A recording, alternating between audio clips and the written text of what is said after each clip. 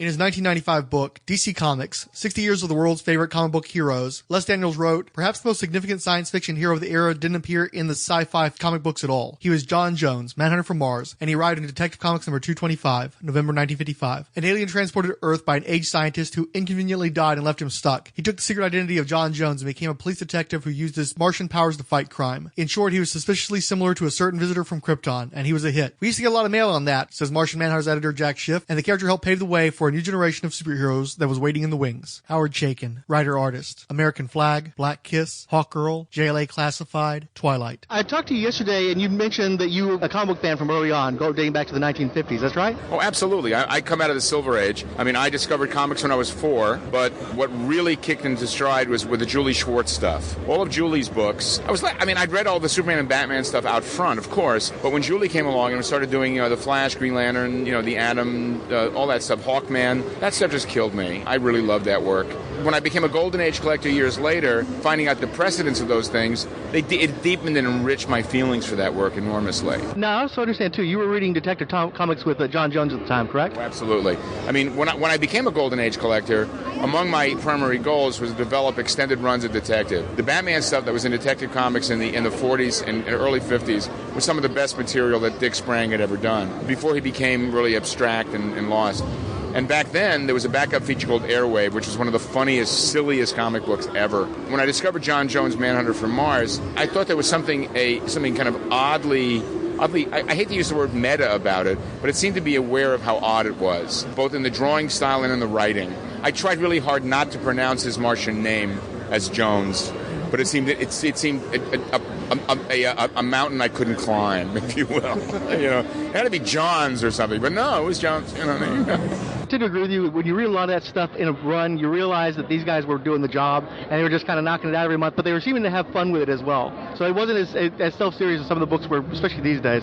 Well, I think in those days, most of these, you have to remember that the guys who were doing comic books back in those days were the children of the Depression. One of the things that my generation didn't really realize until we reached a certain age was the storm those cats lived through. I mean, the 1930s, the hand-to-mouth existence of that, and then just when things begin to seem to be getting better, the Second World War begins. So you're talking, literally 14, 15 years of a complete storm. The silence and low-keyness of the 1950s, that kind of generation of silence, that stolidity, is utterly justified and understandable. And that doesn't really start changing until the early 60s. But that 50s stuff, I loved it. It was just crazy stuff. For me, it always makes me think of summer. And in those days, it wasn't comic book stores. It was candy stores and drug stores. The combination of penny candy and a comic book was just what it defined my childhood in so many ways. It was so deeply and so profoundly. Did you enjoy the strip more when they were doing the weird detective-type stories before they got into the more superhero-type stuff? I really dug the Weird Detective, along with Roy Raymond, TV Detective as well, by Ruben Moreira. That stuff was just wacky.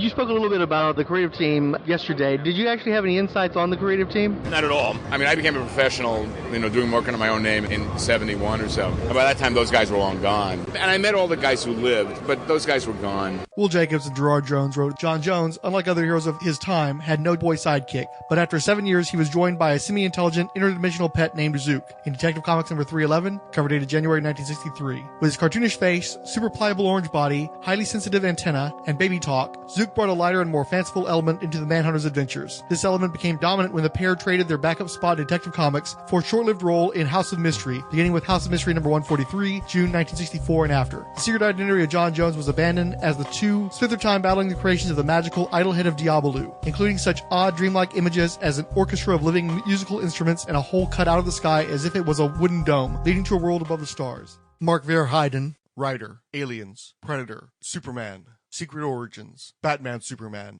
screenwriter, Battlestar Galactica, The Mask, Falling Skies, Smallville, Heroes. Were you familiar with the character before you wrote him? Oh, yeah. No, I'm a big comics fan going way back. I have the House of Mysteries. If you read I've actually written Martian Manhunter since, and I did Superman Batman. I had Martian Manhunter in that, and his little friend Zook. No, I'm a big fan of Martian Manhunter.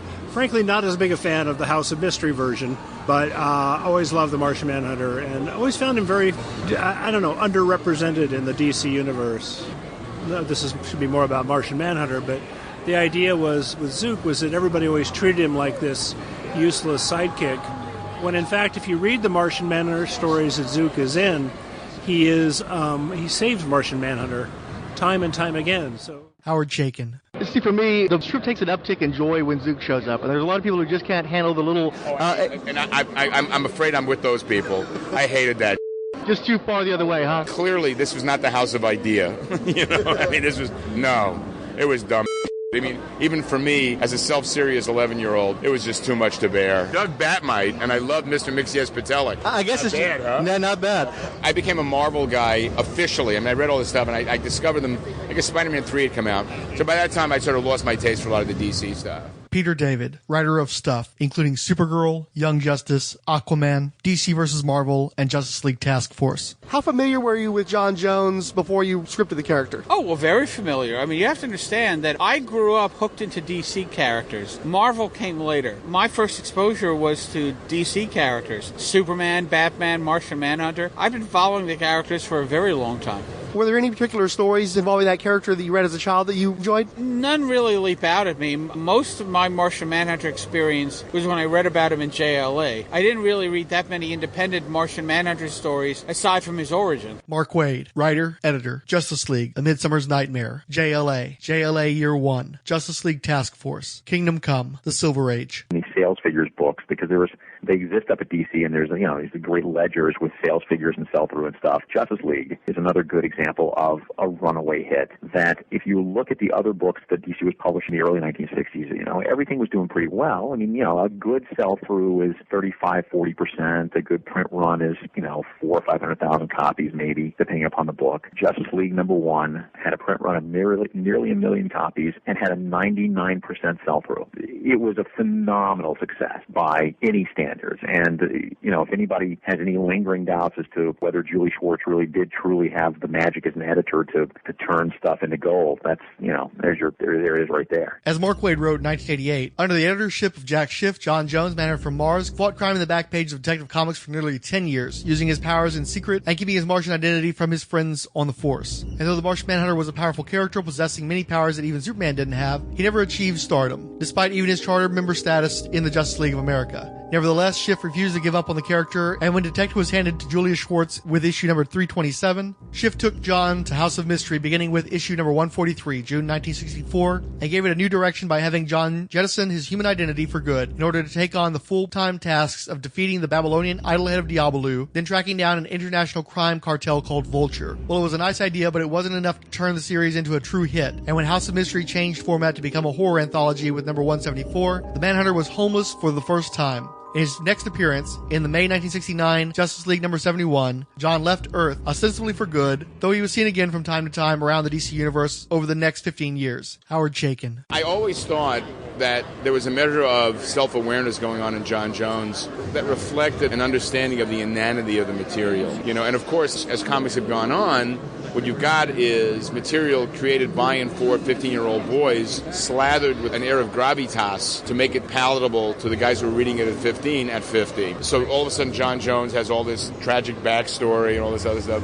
And back then, it was just some goofy In 1992, Mark Waid wrote a text introduction to a reprint edition of Detective Comics number 225. The enduring heroes are the ones who are products of their time. Superman, protector of the weak and oppressed, was conceived during the Great Depression, when the American spirit was at its lowest ebb and people longed desperately to embrace a symbol of justice. Batman, the righteous vigilante, was birthed by the feelings of helplessness within the common folk, who were faced with the reality of urban crime when the Industrial Revolution created dark, crowded cities around them. The mid-1950s, by contrast, were a lighter time. As a nation, America had been tempered by victories in World War II and Korea. People throughout the country entertained a new prosperity, and a weird paranoid fear that someone was going to take it away from them. Senator Joe McCarthy had everyone believing that evil communists skulked around every corner, posing as normal Americans while threatening our moral fiber. Likewise, science fiction movie makers ran with that paranoia and used it to fuel films like Invasion of the Body Snatchers and I Married a Monster from Outer Space, which enforced a keep watching the skies mentality and personified the enemy as an alien threat. The message was clear. Your life could easily be touched by aliens from that stellar infinity known redundantly as outer space. Why, anyone could secretly be an alien. That nice new neighbor couple down the block.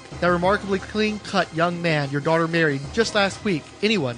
little green men from Mars walked among us, undetected. They could be barbers, politicians, insurance salesmen, or in DC's case, a police detective. Alan Moore, writer of such comics as Batman the Killing Joke, From Hell, The League of Extraordinary Gentlemen, Marvel Man, Watchmen, and the Superman story, Whatever Happened to the Man of Tomorrow. When Dick Giordano had acquired the Charlton line, Dave Gibbons and I were talking about doing something together. One of the first ideas was that perhaps we should do a Challengers of the Unknown miniseries, and somewhere I've got a rough penciled cover for a Martian Manhunter miniseries, but I think it was the usual thing. Other people were developing projects regarding those characters, so DC didn't want us to use them. Dave Gibbons, comic book artist and writer, best known for his work on Watchmen, Green Lantern, and the Superman story for The Man Who Has Everything. Real audio is followed by a text-to-audio excerpt. I quite enjoyed the material I was doing for DC, but I really wanted to do some work with Alan, and we put forward some proposals for things that didn't ever come to anything because they'd already been promised somebody else. Martian Manhunter was the second, a dark tale of small-town, Cold War-style paranoia. Basically, there were rumors and scares about an alien having crash-landed that the local authorities were investigating. Their chief investigator was Detective John Jones, newly arrived from out of state. Of course, only he and we knew it was Mars he'd really arrived from. Alan wrote an outline and I did a few moody sketches. Before Manhunter from Mars, we had come up with a sprawling DC multiverse-wide mystery epic featuring the Challengers of the Unknown. I didn't even get as far as sketches before we were told that, yes, Challengers had been promised to someone else. Nobody at DC had even read these proposals, but on seeing Alan's work in 2000 AD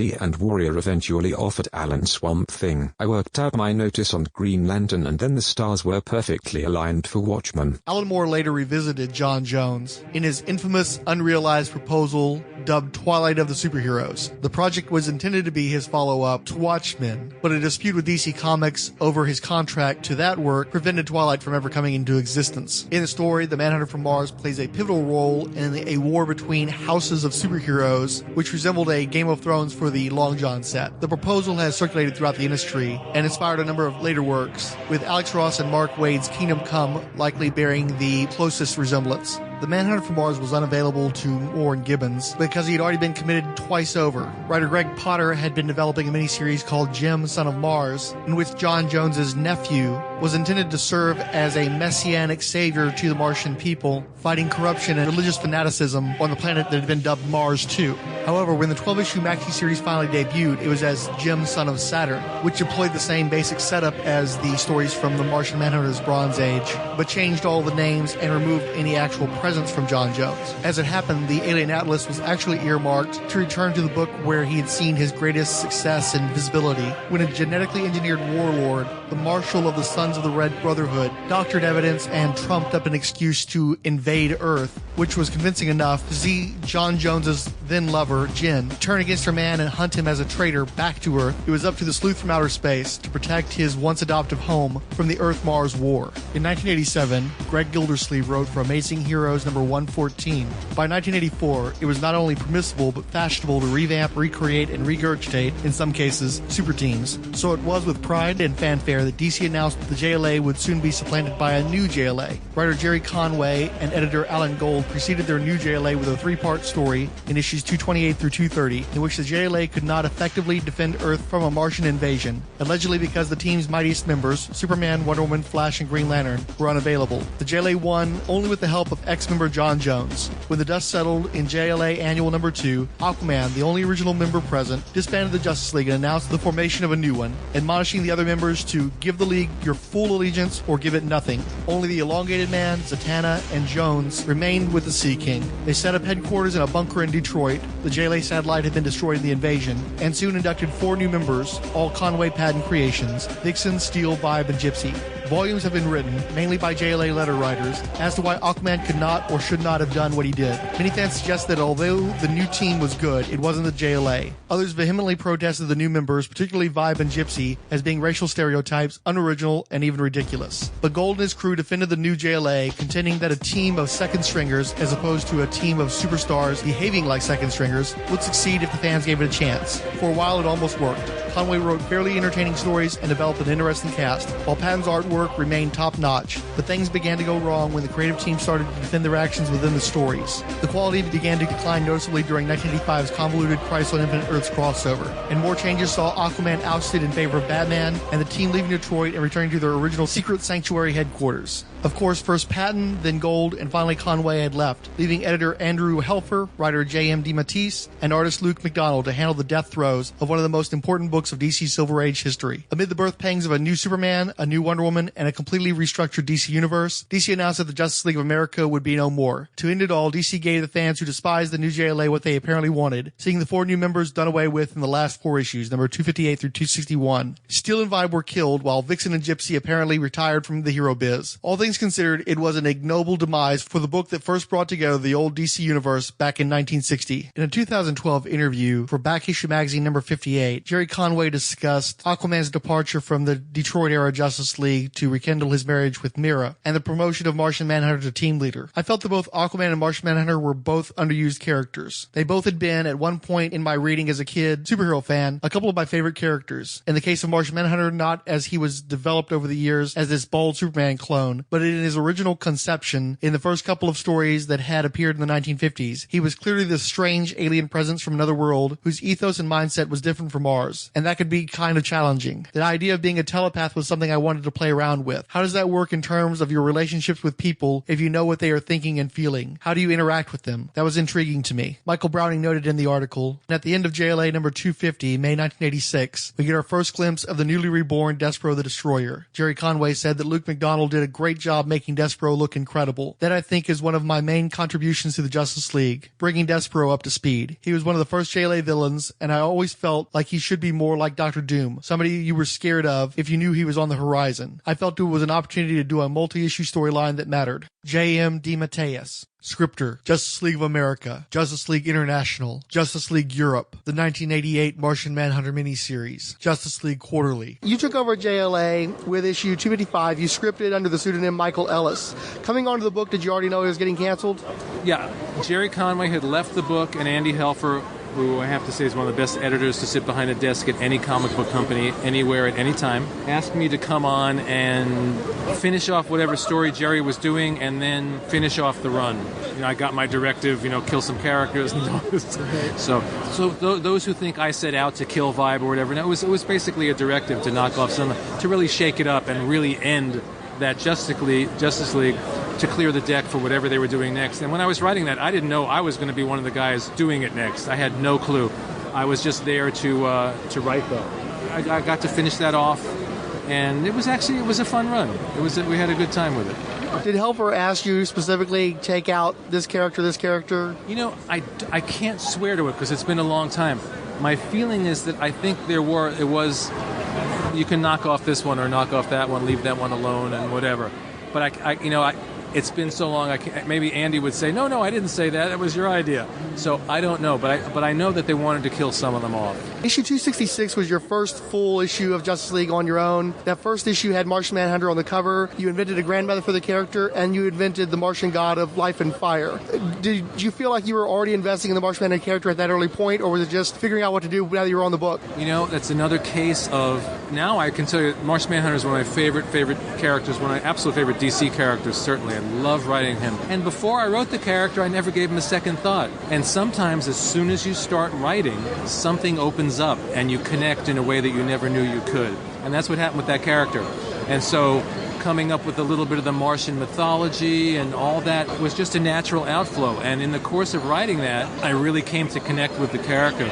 And I later did a whole Martian Manhunter miniseries that went into his whole backstory and what really happened on Mars. And that's another character that I would go back to in a heartbeat. Love that character. I would write him again anytime. Here in this first issue, you invented, is it Ronmir? Is that how you pronounce it? Ronmir, yeah. And you brought him back for the miniseries. Did you just have that tucked away at some corner of your mind to revisit at some point? I don't know whether I consciously thought, I'll go revisit this someday, but since I had a chance to really explore him and I knew I had set that up, that it seemed like a perfect thing to take it to the next step, when we actually got to meet and interact with that Martian god. From Andy Mangel's 1987 interview with Keith Giffen, Martian Manhunter is the connection to the old league. He's been in every JL incarnation, so he's got a sense of history. I also want to play up the fact that he's a Martian. He's not human, so he doesn't have a human being's approach to things. He's also the mediator of the group. He's seen it all and been through it all with the JLA. It's his place to fit in. He feels more comfortable with the Justice League than he would walking around on the street. J.M. DeMatteis.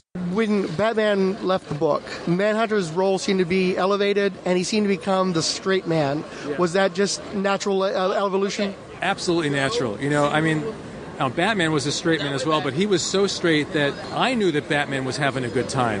Underneath all his growly stuff, I knew that he got a kick out of these guys because he needed that lightness in his life. But we could never really push it too far. Once in a while, he would say something, and people would go, wait, did he just make a joke? Did Batman make a joke, you know? With John, it was more on the surface, you know?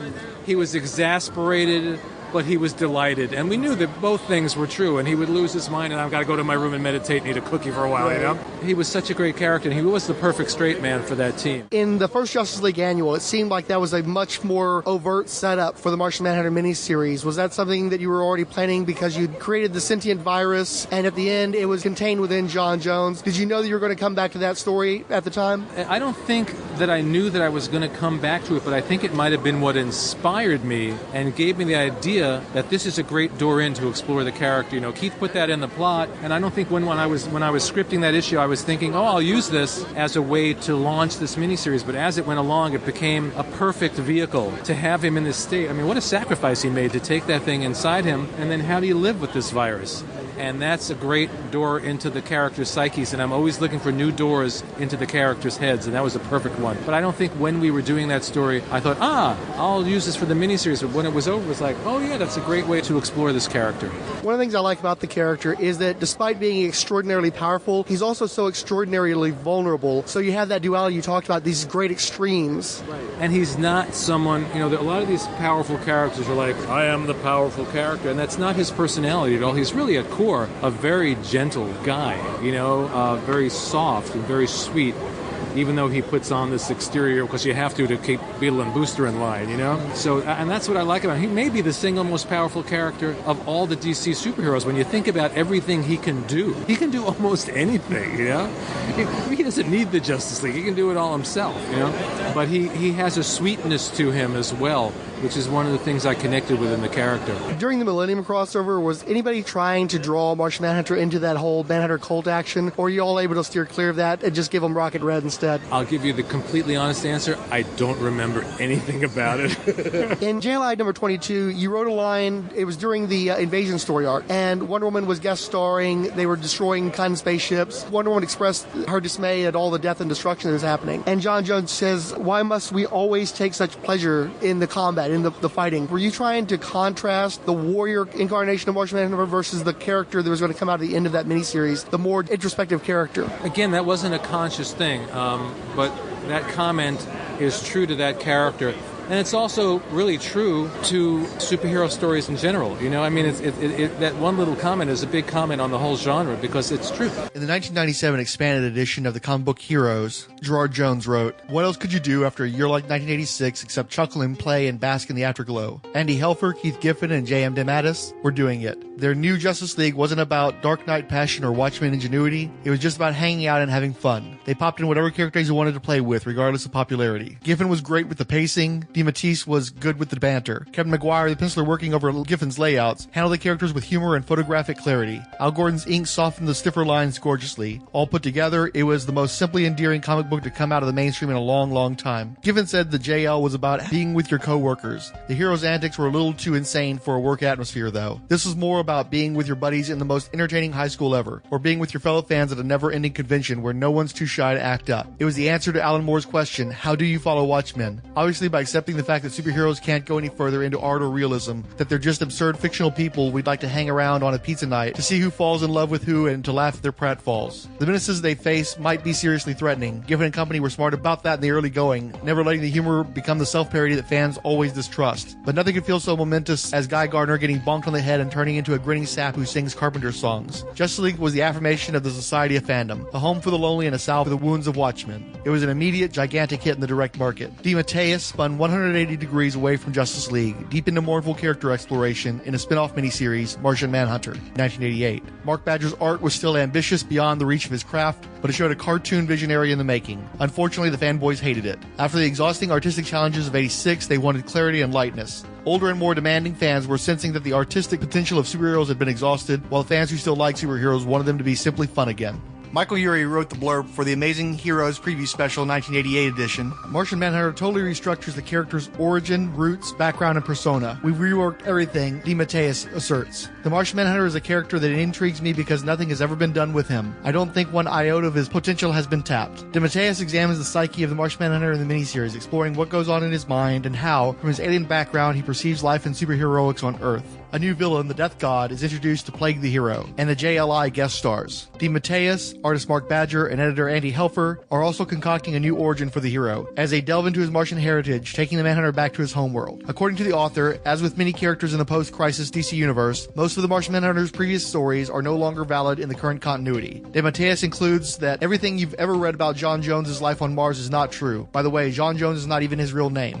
The comic book magazine Who's Who Update 88, Volume 2 clarified the changes made to Martian Manhunter. Dr. Saul Erdel was a middle-aged scientist who grew up reading science fiction and, in the late 1950s, succeeded in constructing a machine meant to teleport alien life forms to Earth. Unbeknownst to Erdel, the machine's beams traveled backward through time as well as space, and, after numerous failures, Erdel one night brought to his laboratory a diseased, green-skinned Martian, the last member of a race that had succumbed to a fatal plague. Erdel nursed him back to health and offered to send him home, but the Martian, still half insane with grief, destroyed the teleportation machine. Erdel still cared for the alien, and since their healing time together had formed a telepathic bond between them, the scientists fabricated an entire life and history for the Martian, christened by Erdel John Jones, and programmed into him in order to help him forget the trauma of his past and cope with life on Earth, even suggesting John's slope-browed form, which was more human-looking and less threatening. Once Jones's grief abated, Erdel let his friend think him dead and left his life. Recently, Jones was confronted by Mir, the Martian god of death, who awakened in him his true memories. During their conflict, Jones was reunited with Dr. Erdel. J.M. DeMatteis. I really enjoyed working on that miniseries. I enjoyed playing with the character and playing with his psychology. I think my favorite thing that I did, which they undid, I think, after that, was the idea that his whole sensitivity to fire was completely psychological. It had nothing to do with anything physiological. I thought that was a great door into the character. It was because of the trauma on Mars when his family died and he had to cremate them. And so he had this sensitivity to the whole idea of fire. In later years, they made it more of a telepathic issue. Mir was redesigned from when he was created versus when Mark Badger did the miniseries. Did you give him any instruction on that, or did he just decide he wanted to visualize that character in a different manner? And is that an actual being, or is that a manifestation of John's fever dream? I think it's both. I think it was a fever dream on one level, but this was a god of Mars, which means he manifested through the fever dream. And Mark Badger is another guy that I've worked on a lot of projects with over the years, and I really have tremendous respect for him. He has such a unique visual style. For him to redesign these characters was fine with me. That was the redesign was probably his, I'm sure. And then I came up with the idea in my story that even the Martian Manhunter's form that we knew was not his real form. That when he came to Earth, he had to find a way to fit in if he was going to be in public, so he gave humans what they thought they would expect from a Martian. And then Mark designed this wonderfully weird Martian form that I was just rewatching one of the Justice League Unlimited cartoons,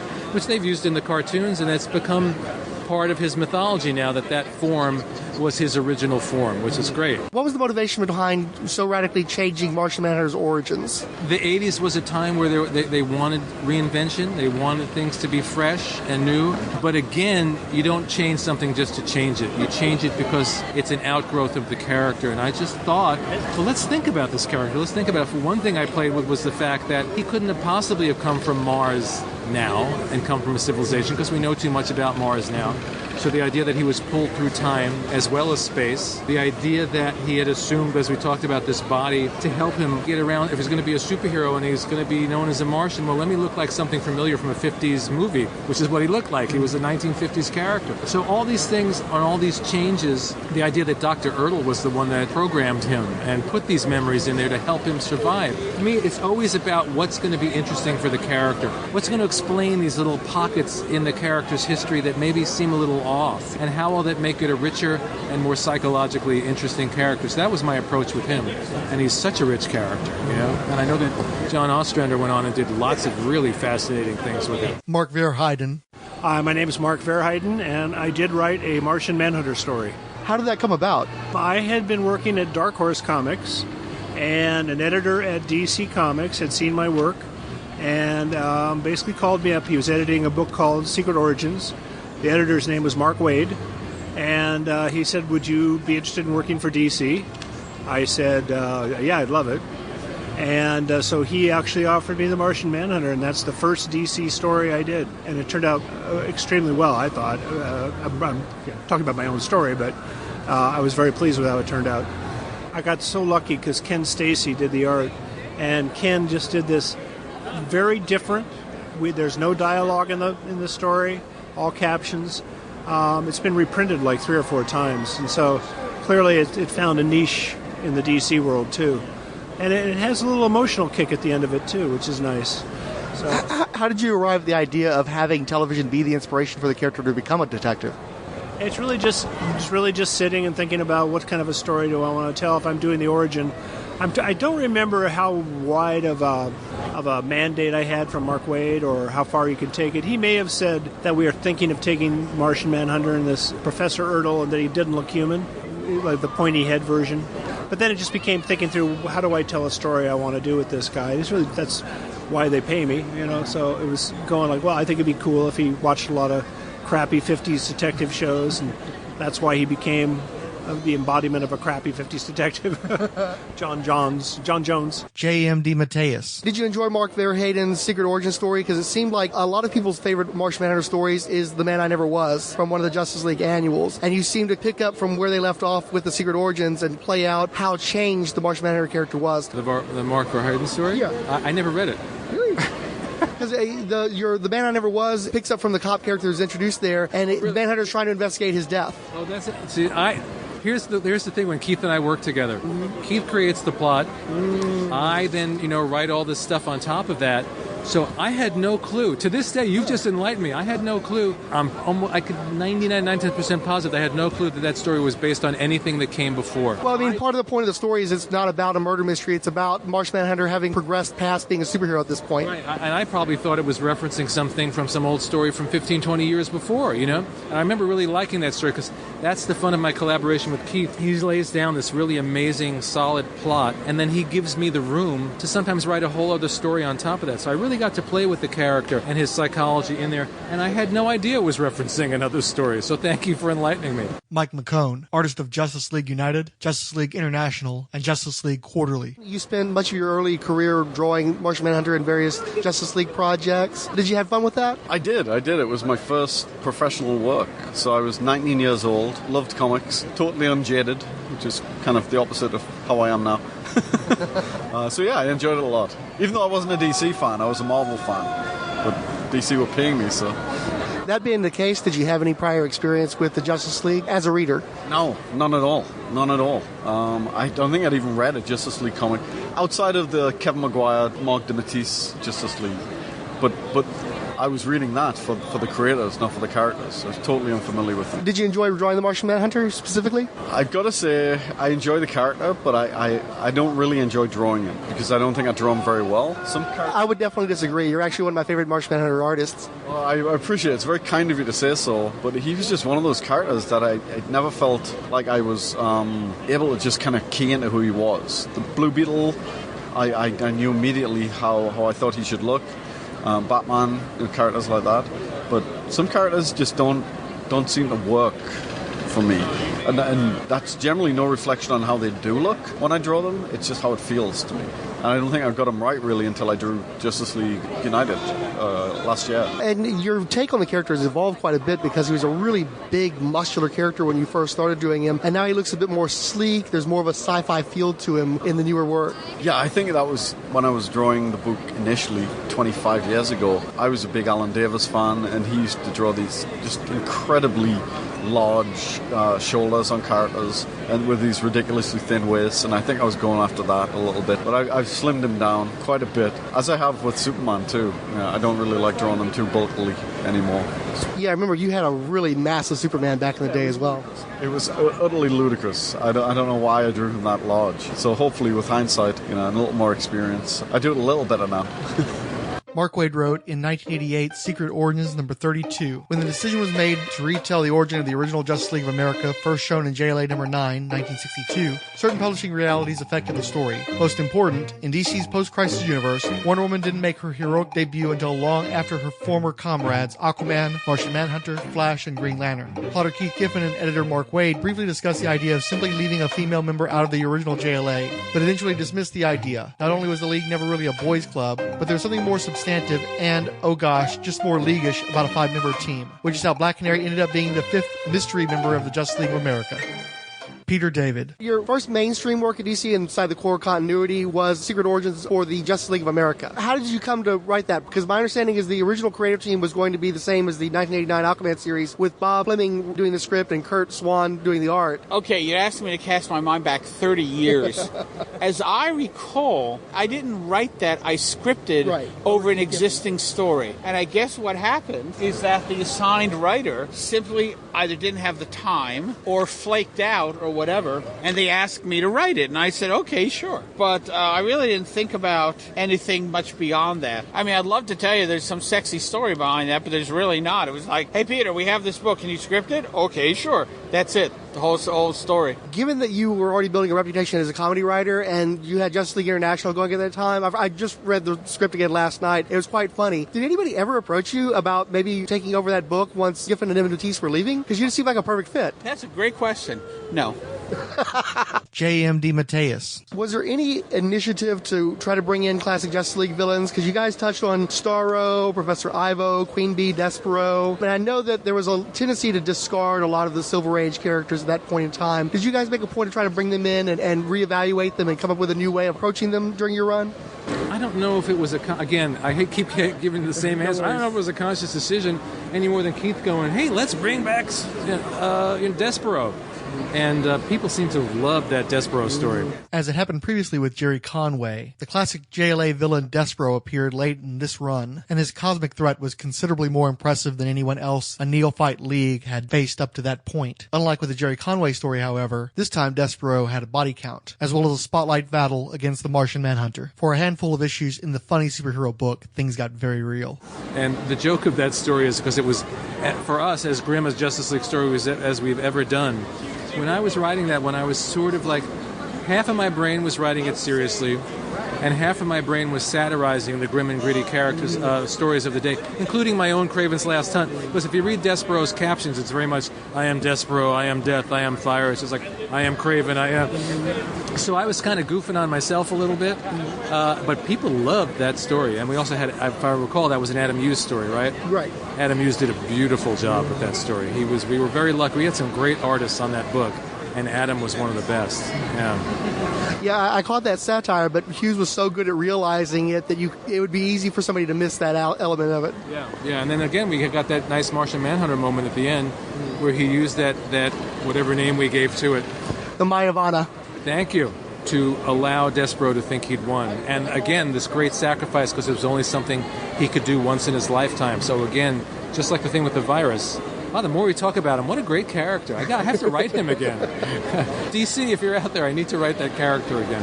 Well, you mentioned, too, you were trying to dial down the grim and gritty. Ultimately, that story is about the gift of love, solving all the problems. Yeah, very, very much so. Very much so. And that element was right there in the plot. I got to do what I do, which is weave it into the Martian mythology and everything. Yeah. Now, at the same time, though, that story took away Gypsy's happy ending where she goes back with her parents and goes back to school, and then by the end of that story, she's in a whole different place. But it seemed like you got some more mileage out of Gypsy. How did you feel about that character once you revisited her, since you had her pop up quite a bit after that? Yeah, now, a lot of those choices were Keith's choices, because I'd get the plot and go, oh, look, I guess Gypsy's here, And then it was always my job to go, okay, let's find a way into her head, let's see how we can deepen her and expand her, and that story allowed us to do that. Did you ever have plans to revisit Saul Ardell? He never popped up again after the Martian Man miniseries. I did a story, and I think it was supposed to run in, remember we had Justice League International Quarterly, it was a gigantic book, it was like 80 pages 4 times a year. I did a story that for whatever reason never saw print, and it was a Martian Manhunter solo story, and it had to do, it's a great story, maybe I'll get to rewrite it. He encounters a woman that he becomes convinced is a human woman who's the reincarnation of his Martian wife. But if I'm remembering correctly, Dr. Erdel or Erdell, I've never said it out loud before. Maybe you're right. Maybe it's Erdell. It sounds better that way. Was in that story. I know he was in that story.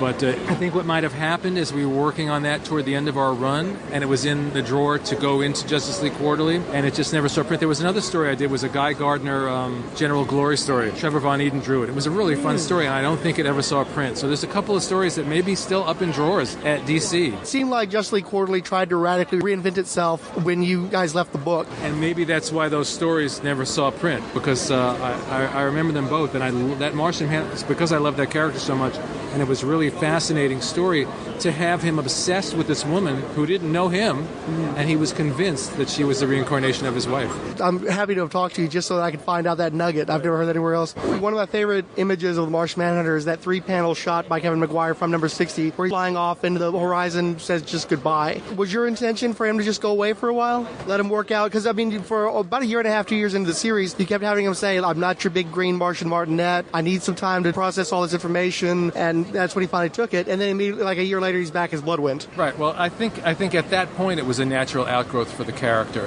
It made sense. Now, I don't know also if whoever was taking over after that requested that he not be on the team. I don't know. I don't remember what the behind-the-scenes machinations were, but it was a proper ending for him at that point in time. Yeah. Dan Jurgens, writer, artist, Justice League America, Superman. I've always been of the mind that we needed to loosen up from the restrictive bounds of continuity a little bit. And, if I go back to the 80s, people used to ask me, well, Dan, what do you think of what Keith Giffen is doing with Booster Gold in Justice League? I mean, do you like it? Do you hate it? Do you want to kill Giffen? What do you want to do? And my basic answer was always this, and that is, I looked at the Justice League books as taking place on Earth Giffen. And it's not to say that they were contradictory to DC continuity or anything else, but they were firmly entrenched in a corner of the universe in which they had their own flavor. All right, I got a random off-the-wall question for you. What was the deal with Bloodwind?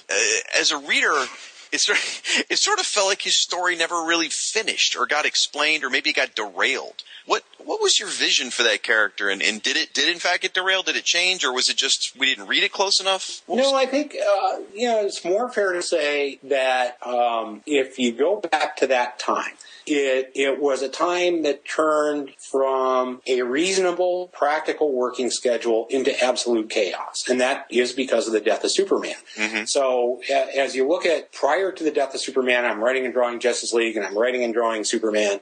And all of a sudden, the death of Superman hits, and everything changes. And it changed for everybody who was working on the books at that time. And the demands of that kind of started to cut more and more into Justice League. And ultimately, that's why Justice League had to go for me, where, I ended up on the book for a shorter run than I had anticipated. And it really was that the entire Superman experience became so pervasive and so unique at that time that it was really hard for all of us to focus on other projects for a while. And it was, part of what even happened when we decided to do the death of Superman, we didn't know how we were going to bring him back or when for sure or exactly how it was going to work. And all of a sudden, when the whole world is looking at you, that meant more and more concentration and effort had to go into making sure that worked. And ultimately, by virtue of that, I think the time I had to work on Justice League got cut back more and more. And I probably should have left the book earlier than I did. But ultimately, it meant, yes, I had to wind up the Bloodwind story and kind of get out of that and move on sooner than I had planned to. Had he always intended to be Martian Manhunter? There was always the intention that it be Martian Manhunter, but to resolve itself in a different way. Okay.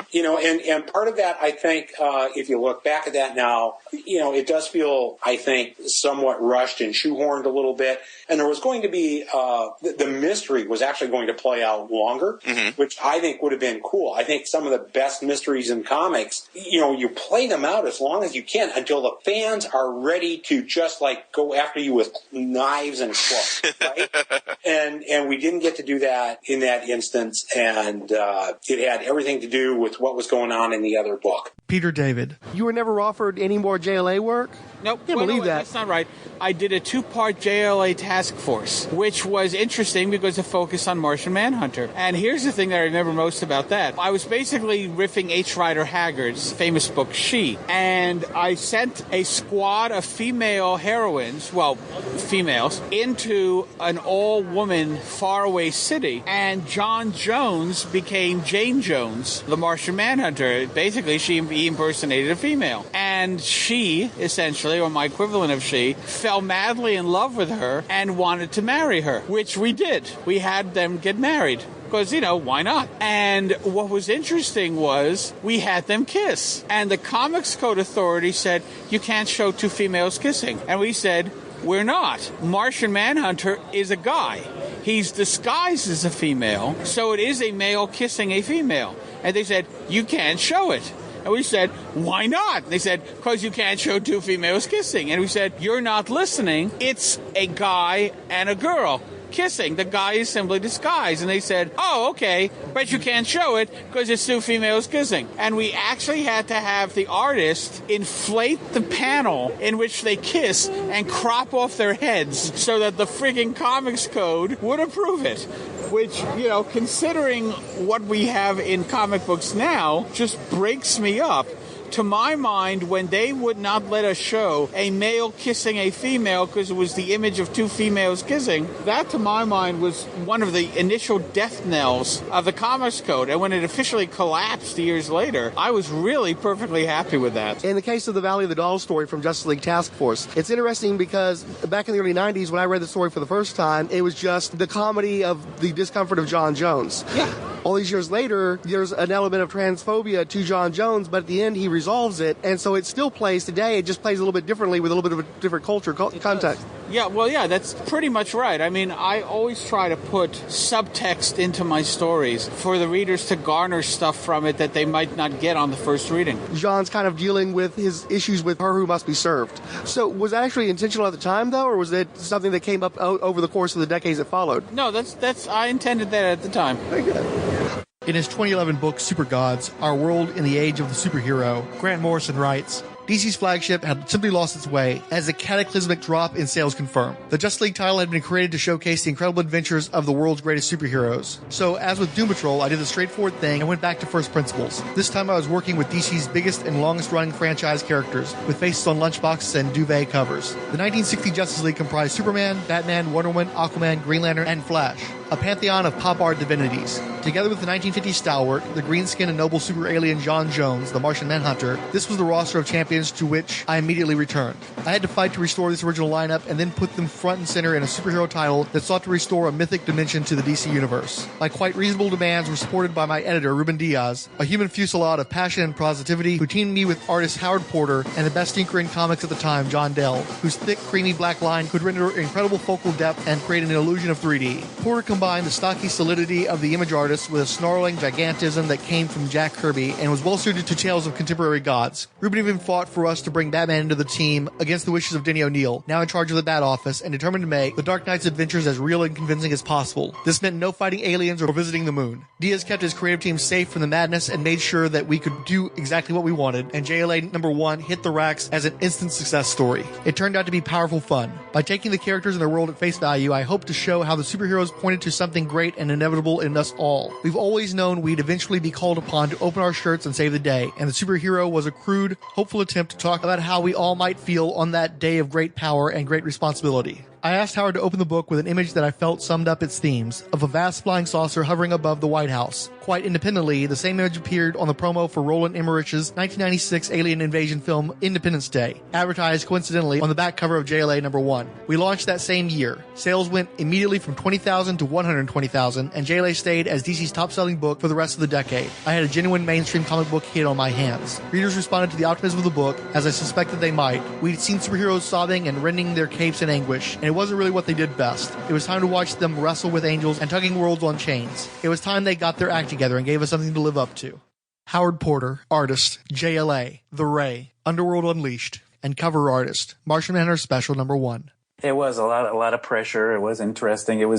We didn't know it was going to turn out the way it did, and very happy it did take off. The editor that was editing The Ray and I did a crossover before that, a couple of crossovers through that same editor. He just it was a young editor, and he got the proposal from Grant. I think the original one might have been for Teen Titans, and they said we didn't want to do a Teen Titans thing. Can you make it into Justice League? And so Grant did, and this is how I'm remembering it anyway. Right.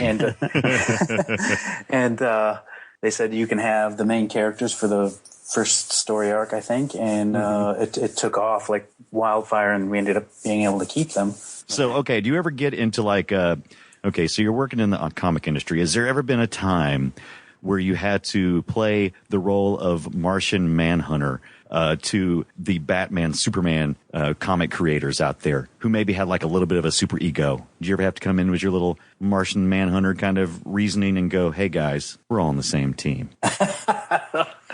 No. I'm going to teleport you to the moon. Never happened? All right, fine. I have eaten as much Oreos as he has eaten. Martian Manhunter, by the way, my favorite character. He's awesome. Really like, interesting. Yeah, one of my favorite characters out of the JLA thing. Because you can say you love Superman, but he's kind of a dick sometimes. The initial JLA story arc, dubbed New World Order, saw Earth seduced by a new team of alien superheroes dubbed the Hyper Clan. In truth, though, these were prehistoric white Martians, mentally manipulating and otherwise subjugating the planet. Having been the sole surviving Martian since 1988, suddenly the alien Atlas had a huge piece of his former lore restored to him. Grant Morrison, writer, JLA, 52, Animal Man, Aztec the Ultimate Man. With Kevin Smith, actor, writer, director. I did JLA, right up through the 90s, obviously. That was right up until 2000, I think. Yeah. That was, your enthusiasm for the characters shines through, but your JLA stuff is transcendent. I loved the JLA when you were writing the JLA because your Batman was the stuff of legends. Here you were writing Batman on the weekly basis on the reg. Mm-hmm. Sometimes it was just a soupçon of Batman, the Martian hanging with a little note on him that says, I know your secret. Mm-hmm. That whole book, though, again, I think I said before, if you've never read Rock of Ages, pause this, go read Rock of Ages and come back. Was Howard Porter on the artist? I love that story so much. I love the entire run that you did on the JLA. No, that was just great fun at the time because, my imagination was blooming. I was doing psychedelic drugs on a daily basis. So things like the Justice League were perfect for just getting out the maddest, craziest ideas. Or the Martian Manhunter, well, he could change the shape of his brain so that he understands how the Joker feels. Oh my God, I love that. And everything was about how would you play with these guys like a formula, that all the powers play off one another, and how the bad guys' powers play off those powers. But it was also the mythology thing, because, Doom Patrol was about, here's the world's strangest superheroes. So it was Dada and surrealism and weird European cinema. But then it's suddenly, here's the world's greatest superheroes, here's the Justice League. So that was all about, what would you do with those guys? I had to ask them to get those 7 characters back together again, because before that it was just a bunch that also runs, and that's most people probably don't remember, but there was, a lot of people were reading at that time definitely remember there was Justice League International, Justice League, JLA, JLI, JLE, the Giffen, DeMatteis run, which was fantastic. Well, that was great, but that was at its way fag end by that point. Yeah, It was over. Spread out. You were able to bring the originals back together. And I had to really fight for it because they said, we can't put these characters together. Who would buy that? Why? Really? No, seriously, they just hadn't. I mean, it was weird. They were trying so many weird experimental things in the 90s, which is to their credit. There's a lot of cool stuff was tried, but I think they just lost focus on, the Justice League is just your big 7 superheroes that everybody knows and everybody loves, and they're all fighting together, and it's simple. So it actually took a bit of fighting, but once we got into it, and obviously the fans really responded, they loved it. Mm. But it was all about doing mythology. I just looked at the Gardner Fox stuff, and it was all plot. So it was just thought, let's just do big plot, bigger and bigger stories, but give each of the characters, like you say, this little moment.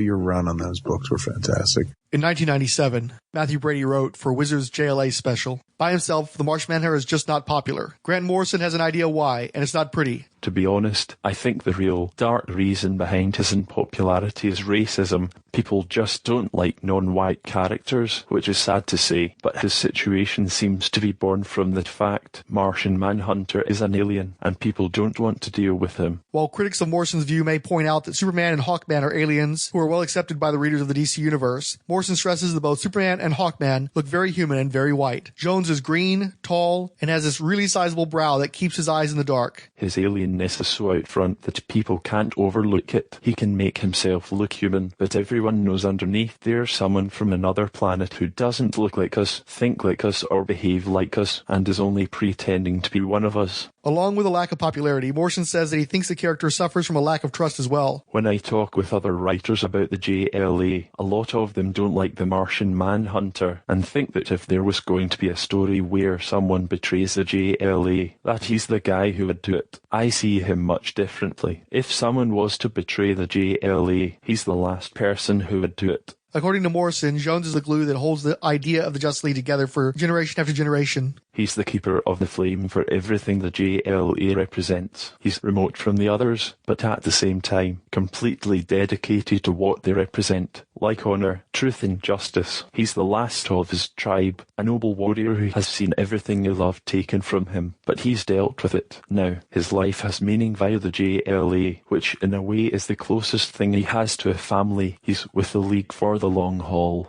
The Sleuth from Outer Space starred in the first JLA annual and co-starred in the Zoriel miniseries Paradise Lost, both drawn by Ariel Olivetti, before finally getting his own ongoing series for the first time in over 40 years. The new series repaired the Grimjack and Spectre creative team of John Ostrander and Tom Mandrake.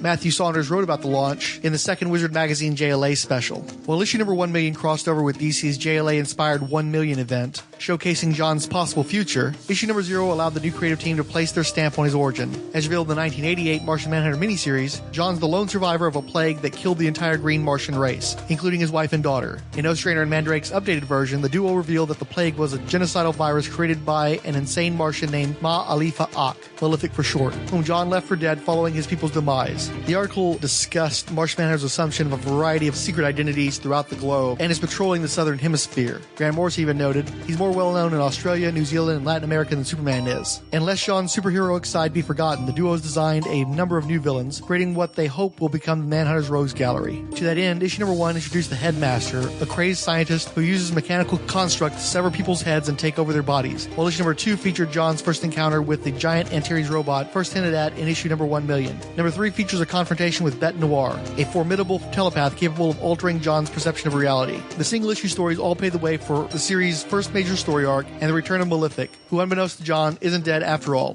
Traveling to Earth, Malefic begins impersonating John, hoping to discredit the Manhunter before killing him. The storyline, which culminates around issue number 8 or 9, will also reintroduce fans to Jim, son of Saturn, who was last seen in the JLA Rock of Ages story as an unwilling member of Lex Luthor's Injustice Gang. Editor Peter Tomasi noted, he's at Zanzor, John's Fortress of Solitude, recovering from that. The Martian Manhunter ongoing series ran for 3 years and picked up a second annual. It was revealed that the Saturnians from the Jim Son of Saturn miniseries were actually clones of the green and white Martians, created initially as slave labor, and John Jones had adventures with that hero. There was a series of flashbacks referred to as revelations that showed John meeting various heroes in the early days of the modern era of the DC Universe, and a strong connection was built between the Martian Marvel and the villains of Apocalypse, who influenced Malefic's genocidal actions, with the assassin Kanto, and especially the Lord of Apocalypse Darkseid, having a massive negative impact on John Jones's life. John Ostrander, writer, Martian Manhunter, Firestorm, The Spectre, Suicide Squad, Grimjack, Legends. How did you end up writing the Martian Manhunter series? Well, Tom Mandrake and I had just finished, we were winding up The Spectre, and we were looking to do more work together. And so we were snooping around to see what was available, and we were told Martian Manhunter was available. Now, particularly for Tom, Martian Manhunter, I think his dad was a big Martian Manhunter fan as well, so there's always that little extra something there. But usually when you're looking for a project, you're trying to see, well, what can I bring to this project that is maybe a little different than what was done before? And what we felt, Tom and I, was that too often Martian Manhunter had been conceived as sort of a green Superman. You know, he's got similar abilities plus a few more. What we figured was that there's a key difference. Superman, Kal-El, came to Earth as an infant, and he was raised by the Kents. So he may have been born on another planet, but he was raised as an American, because a human being. John Jones came to this planet as a man, fully grown. So he came from a whole society that would have shaped and formed him and who he is as a person, as an individual. And so one of the things that we wanted to do was to explore that society a little bit. We knew a few things from it, but not a lot. So we wanted to think it through and try to think, how would things be different? For example, we decided that the Martians lived in pyramids, but because they can phase through things, there are no doors, there are no windows, so they just would phase through it, and because they can float, they don't have stairs, they just have concentric circles and they bring themselves up and down accordingly. Also, if they're telepathic, there would have to be some sort of rules, societal rules, so that you're not interfering with somebody else's mind, with their thoughts. You aren't getting into their head when you shouldn't be there. So, but at the same time, there'll be a sort of constant connection with everybody. You would certainly keep some things back for yourself, as would they, but there would be almost a communal voice there constantly. So those are just some of the things that we thought about in terms of John Jones' society. Also, I don't think, while it was mentioned that he had a wife and child, they were never named. So we decided, well, it's time they had names. So this is the sort of thing that we wanted to bring to John Jones. Speaking of the wife and child, how do you say their names, and how did you come up with the names you chose? Mariah and Kahim. Kahim was actually named for my late wife, Kim Yale. And Mariah? I can't remember what sort of, or where we got the name. I've known some fine ladies named Mariah, so it may have been from that. The series launched in a unique fashion. It started with a 0, and then there was an annual, a 1 million issue, a number 1. What challenges did that present to you, and do you think that it helped launch your series in fashion, or was it maybe to its detriment? I think you could argue it both ways. Certainly, we tapped into the promotion going with those things. The 0 issue was useful in that it promised to give people something that they didn't have at that point. The annual, well, okay, that was all right. The issue 1 million, well, that was part of a company-wide thing that was going on, and that's a little more difficult. But at the same time, you're part of this thing, and so the PR is out for it, and it's bringing some attention to a book as you're trying to launch. If it was up to me, I would have preferred just to do 0 and 1 and then come in on those later. But the timing was such that there they were, and that's when we had to do them. With the 1 million issue, you really went out there showing, a grand epic scale adventure for the Manhunter. You also introduced a lot of new characters. Could you talk a little bit about the creation of some of those characters like Bete Noir and Headmaster and the like?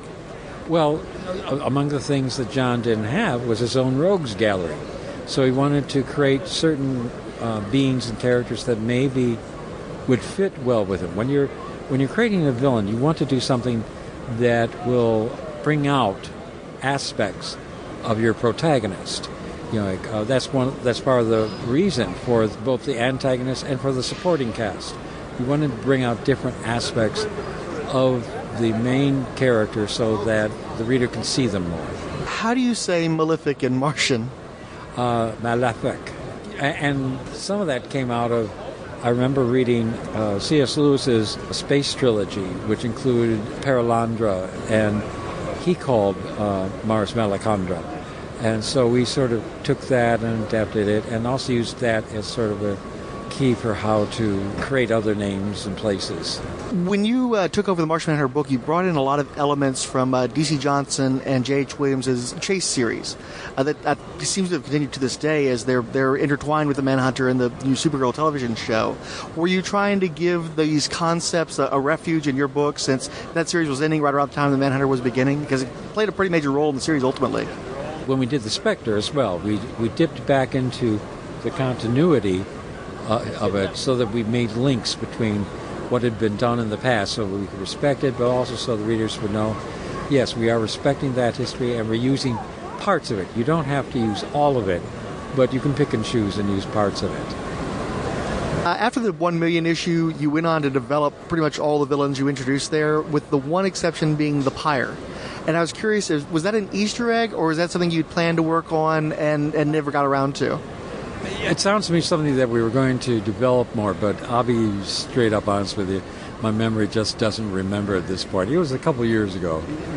Yeah, a couple of decades ago, yeah. You also had the character Fire appear in one issue, and she had a pretty involved story with the Manhunter, and then she didn't turn back up again. Did you have any long-term plans with her, or were you just giving an opportunity for her to resolve some of her issues with ICE? I think I would have liked to have played with her some more.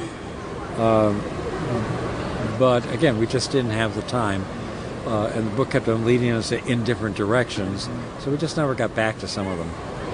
Were there any characters or concepts that you wanted to play with in the book that you didn't have access to?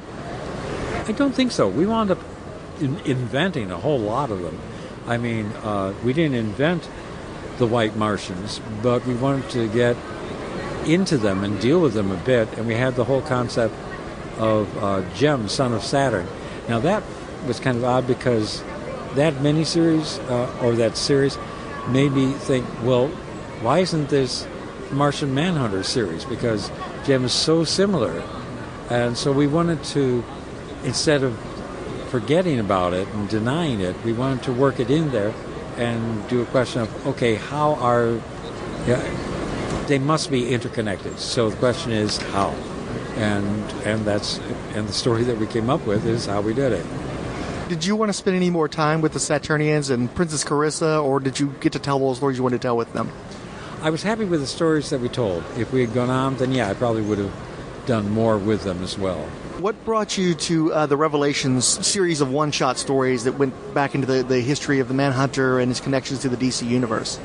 Well, I wanted to do some single-issue stories, but I wanted to be linked together. And so John has a long history in the DCU, and so we wanted to show how he had been there for a long time, even if he wasn't always recognized as being there. And so we wanted to show him with some of, not with Hal Jordan, but with Abin Sur, Green Lantern, and how he knew the Kents from before Clark became Superman. You also played a lot with Jack Kirby's Fourth World. Was there an end game to that, or was it just a matter of getting to play in Kirby's fields? I love the Fourth World, so it's a matter of I want to play in this sandbox.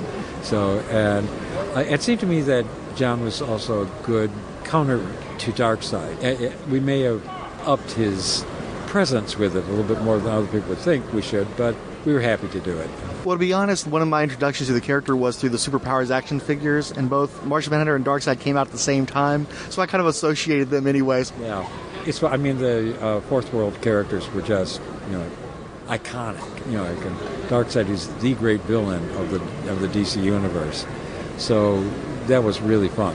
One thing that got me with Malefic's design is he had that head shape that was on his belt or some such. And it reminded me of two things, both Darkseid and also the icon for the Manhunter cult from your Mark Shaw Manhunter series.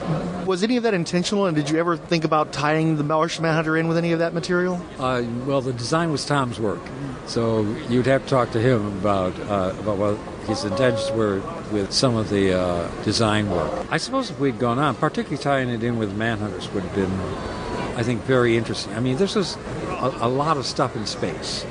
We did a lot of space opera sort of things, in between the Rings of Saturn storyline and all the other stuff that we did.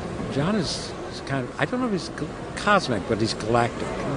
I'd always wondered about that because especially you're establishing that the Martians had some animosity with the Guardians of the Universe, and then the whole Manhunter name and your work on the Mark Shaw character. I was just curious if that was building to anything. It was more of you know how with music they'll lay a track down and then maybe come back to it? We were laying tracks down, and then if we wanted to play with it in the future, we could build it up more. But again, we felt what we were doing was creating a tapestry. We were taking a lot of different threads and weaving them together in order to create this image of John and also an image of the society that he came from. Why did Oreos become Chacos? The legal department? First of all, you don't give out no free advertising. Secondly, you don't leave yourself open to lawsuits. However, even if it is beneficial to the company, you don't know how they think of it. So they might see it that you're using something that's copyrighted and trademarked without their permission, and ooh, that's wrong. Chacos actually made it onto the Supergirl show recently. Really? They even have their own logo and everything. I love that. Tom Mandrake left the book shortly before the end of the run. Do you know what the impetus for that was? And do you know whose idea it was to bring in Eduardo Barreto from the American Secret series to finish out the book? I think Tom had something else that he wanted to do. I don't know if he planned at that time to leave forever.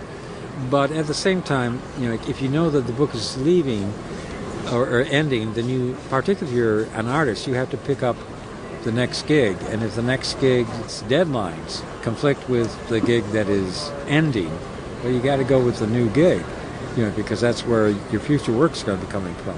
I'm pretty sure Eduardo's choice was Pete Tomasi, who was our editor, but I have no problems with it because he's a fantastic artist.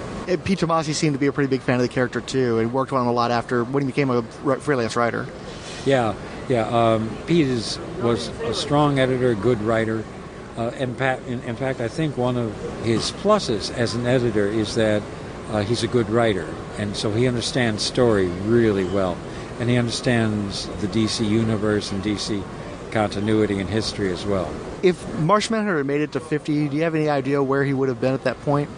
No, not really. There's always a sort of organic feel to what we were doing with it. We did with the Spectre. We had an end game in mind, but we knew that with Martian Manhunter that we could never end his story the way we did with Spectre. So there was just this sort of organic growing. Okay, let's see where this goes. Let's take it over there. What did we just find out? What interests us? What is the reader's reaction to all of it? So it just sort of grew. J.M. DeMatteis. John Ostrander named John Jones's wife and daughter Maria and Kim. Do you like the names? What were the names that he used? I don't know. Maria and Kim with a bunch of apostrophes and variant spellings. It's fine with me. I have a lot of respect for John Ostrander. If it was good enough for him, it's good enough for me. Did you ever get to read his tribute issue with Doug Monkey and Martian Manhunter when they revisited the JLI? No, I never did. I'd recommend it. It's Martian Manhunter on a Choco Oreo rampage, and they do their best to channel the spirit of your run. Oh, you know what? That sounds familiar, so I think I might have. Yeah. It's always nice when people go back and they connect with what we did, and some guys can pull it off and some guys can't, but from what I recall, that story very much did. John Ostrander. Since the series ended, you've actually worked with the Manhunter a fair few times. The JLA Incarnations miniseries, JLA Predator, the World War III miniseries. Is that just a circumstance, or do you pursue that, or do people just associate with the character so much that they ask you to do these projects? I think it's just circumstances. I mean, certainly when I was doing Justice League Incarnations, John is so central to the Justice League, or certainly was at that time, and you can't really do Justice League from those times without John in them. So, but I think for the rest, it's just that's how it turned out. As people have come up to you over the years since you wrote the series, what do you feel were the best received stories that you wrote for the character? Oh, geez. I think for most people, The Rings of Saturn certainly stands up there as one of the prime ones. I think also, just as a humor story, the story that we told about John and his Chacos addiction, it also has two of the funniest pages that I've ever been involved with. Mankey just is a master of timing. Like the one where the head of the Justice League is talking with someone, and first Booster and Blue Beetle go racing past outside the window, and then a Hulk-like Martian Manhunter goes bounding as well, and all we get is this little blood spurt as he has to lie. I love that moment. And John, when he's himself, is perfectly calm, denying he has any problem with it whatsoever. I love the bit with the tongue. Yeah. It was just a joy to do. And it was also, again, not something that people were necessarily expecting from us or from the Martian Manhunter, a humor issue. I also like the one very much where it's in the future. You have 3 different alien types on Mars, and they all have different stories of the Green Man. That was the issue that Brian Hitch drew, correct? Yes, and another fantastic artist for it. But that one was perhaps a very science fiction. People said that, people have told me that they feel that our Martian Manhunter was a very science fiction story overall, that we use science fiction concepts as opposed to what we did with Spectre. I think again, by going in that direction is how we also managed to think through his society and bring up with characters there and flesh that out. All in the name of just making John a richer character to the reader so that you wouldn't confuse him with Superman. What was your favorite story of the run? Oh, geez. You want me to pick my favorite child? It'd be hard to name just one. I do think the stories that I mentioned, especially Rings of Saturn, succeeded the best. Infinite Crisis was a maxi-series that marked the 20th anniversary of Crisis on Infinite Earths. And if Crisis was Martian Manhunter's debutante ball, Infinite Crisis was more like his retirement party. In the lead-up to the event, Martian Manhunter was sucker-punched by an evil alternate universe version of Superboy and held captive throughout the series. When he was released, he all but disappeared from the DC universe for a canonical year. This was during a period in which the Justice League was placed on hiatus, and when it reformed, John Jones was no longer a member, and to date he has yet to become a core member of the Justice League again in ongoing adventures. He got into a nasty fight with Black Adam, who beat him so bad that he turned into a Conehead from Saturday Night Live. He was given a dramatic redesign by the artist Jose Ladron, and appeared in a 2006 eponymous miniseries by A.J. Lieberman and Al Barrionuevo that was not exactly a fan favorite. You know, even when I was there, that was the hardest person to write for, and I had very little. Martian Manhunter came very close because, for all intents and purposes, that is Superman. Yeah. The different guys, and I think my trade was the first time, I don't know in how many years he was ever given his solo, but that's hard. I mean, Superman to me was almost an impossibility because what am I going to write that is going to be dramatic? Mark Verheiden. So it was fun. When I did Superman Batman, I just loved bringing Zook back. So I was going to ask you what possessed you to bring him back, and was it at your discretion or the artist's discretion to give him the little coat at this point? That would have been the artist's discretion. I pitched the story to DC, and they accepted it. The whole concept of my Superman Batman was to bring back some of the characters that I love that are kind of crazy. It just was sort of like, can I bring these old characters back, have fun with them, and yet do actually a pretty serious Superman Batman story? Ultimately, Martian Manhunter is kind of this dope, and Zook is like speaking pidgin English and looking like a baby, so you don't take him seriously. But he's saving the Martian Manhunter. I always found that interesting, and so the idea that he's mad and wants revenge, that was the impetus for that. Well, it's interesting because Despero was one of the big threats in that book, right. And he had a similar trajectory where he starts off kind of goofy with the starfish head, and then by the end, he's one of the more serious threats to the DC universe. So horrible threat, yeah. Yeah, so that was the impetus for that. Jeff Johns, writer, JLA, Justice League America. Mike Carlin, group editor, Superman titles. Now, this is really interesting. We had talked about Martian Manhunter, Detective John Jones. It was really cool seeing a scene with him. Yeah, you don't see the private life of the Martian Manhunter at all in Justice League comics. And it's very different than Clark Kent or anyone else because... Yeah, he's not the rich guy. Well, he's alien. You can see it. He doesn't know how to act with people. It's just a brilliant take. Like, I'm not sure that the books have ever really captured on that because even in the short-lived series he had in the 90s... Yeah, Ostrander had a cool take on it was Martian Manhunter, but it also kept him from becoming completely human like Superman has.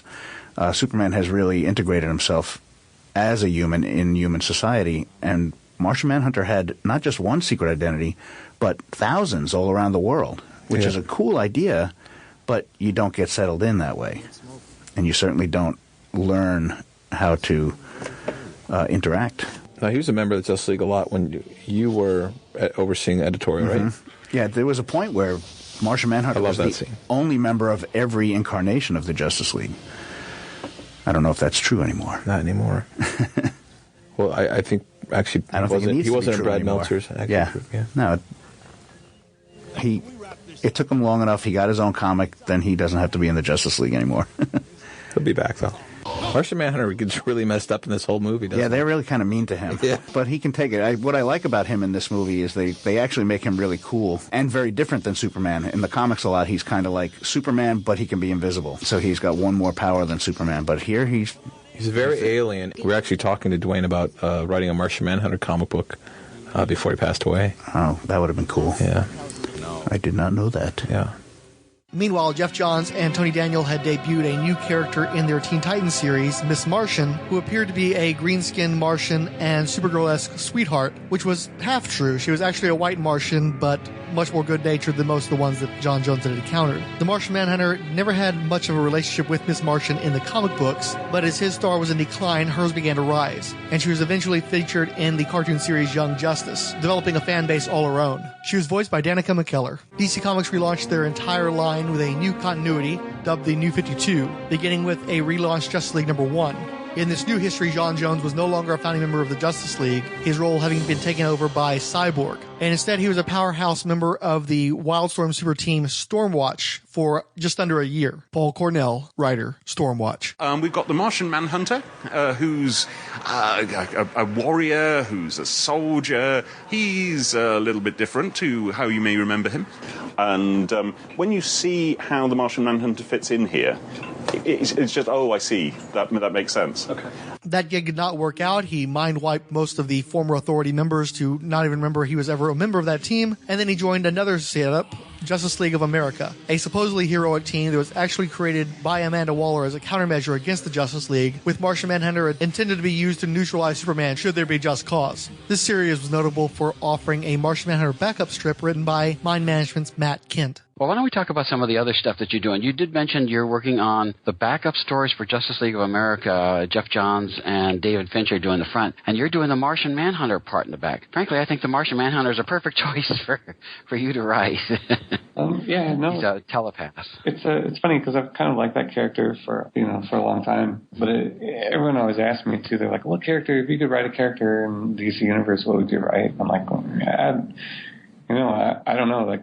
Other than sort of my nostalgia factor for some like the original Justice League and that kind of thing, I like it all. So, but yeah, when I got into Martian Manhunter, I'm like, well, he can basically be like the super spy or whatever of the DC universe. So I'm kind of taking that approach with sort of the alien twist to it that he's sort of this lost soul of an alien. Well, it's interesting because Martian Manhunter's always struggled over the years because he's just like, to most people, he's just a green Superman. If you've ever watched the Justice League cartoon series that Bruce Timm and Paul Dini did, they had Superman would fly up and Martian Manhunter would go down into the ground. And I always thought they really worked hard to make the difference between the two stand out. And, of course, Martian Manhunter looked like a Area 52 kind of alien instead of the way that he's looked in the past. Just a great big huge hulking forehead. Are you going to approach the Martian Manhunter more as an alien, or is he trying to become a part of human society? Which aspect of Martian Manhunter going forward do you think is something you want to deal with?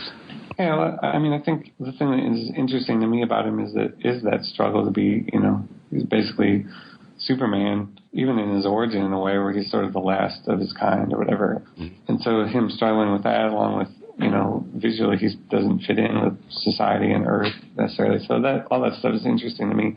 And really, like, he's just like Superman in that he's super strong, he has all these crazy powers, he's basically indestructible.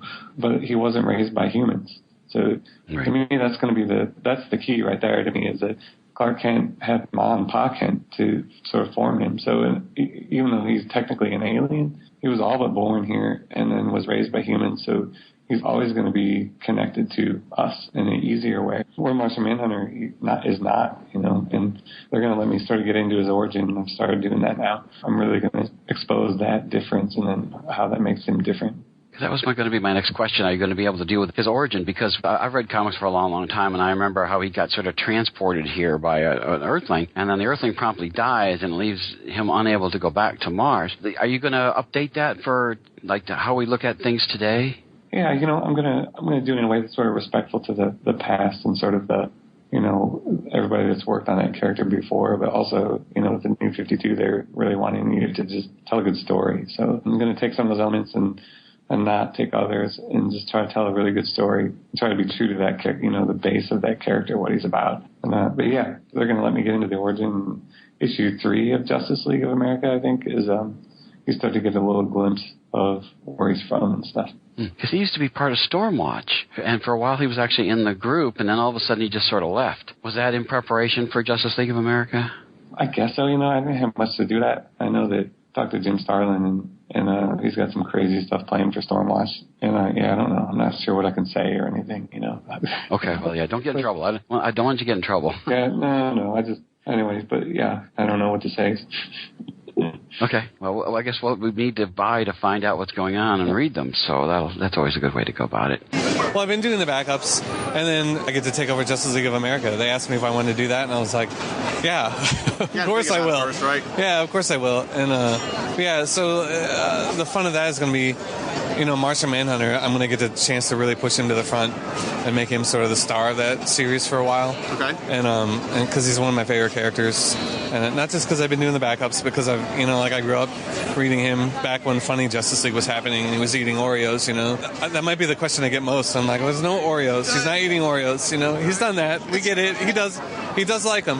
It goes unsaid that he likes Oreos, but yeah, I just like, to me, I think he's a good character because of the telepathy and the mind powers he has. It's a good entryway into all the other characters where you can sort of get into the minds of the supporting cast, you know, and sort of reveal something about the whole team through him. And like, honestly, he's more powerful than Superman, you know, if you think about every power he has.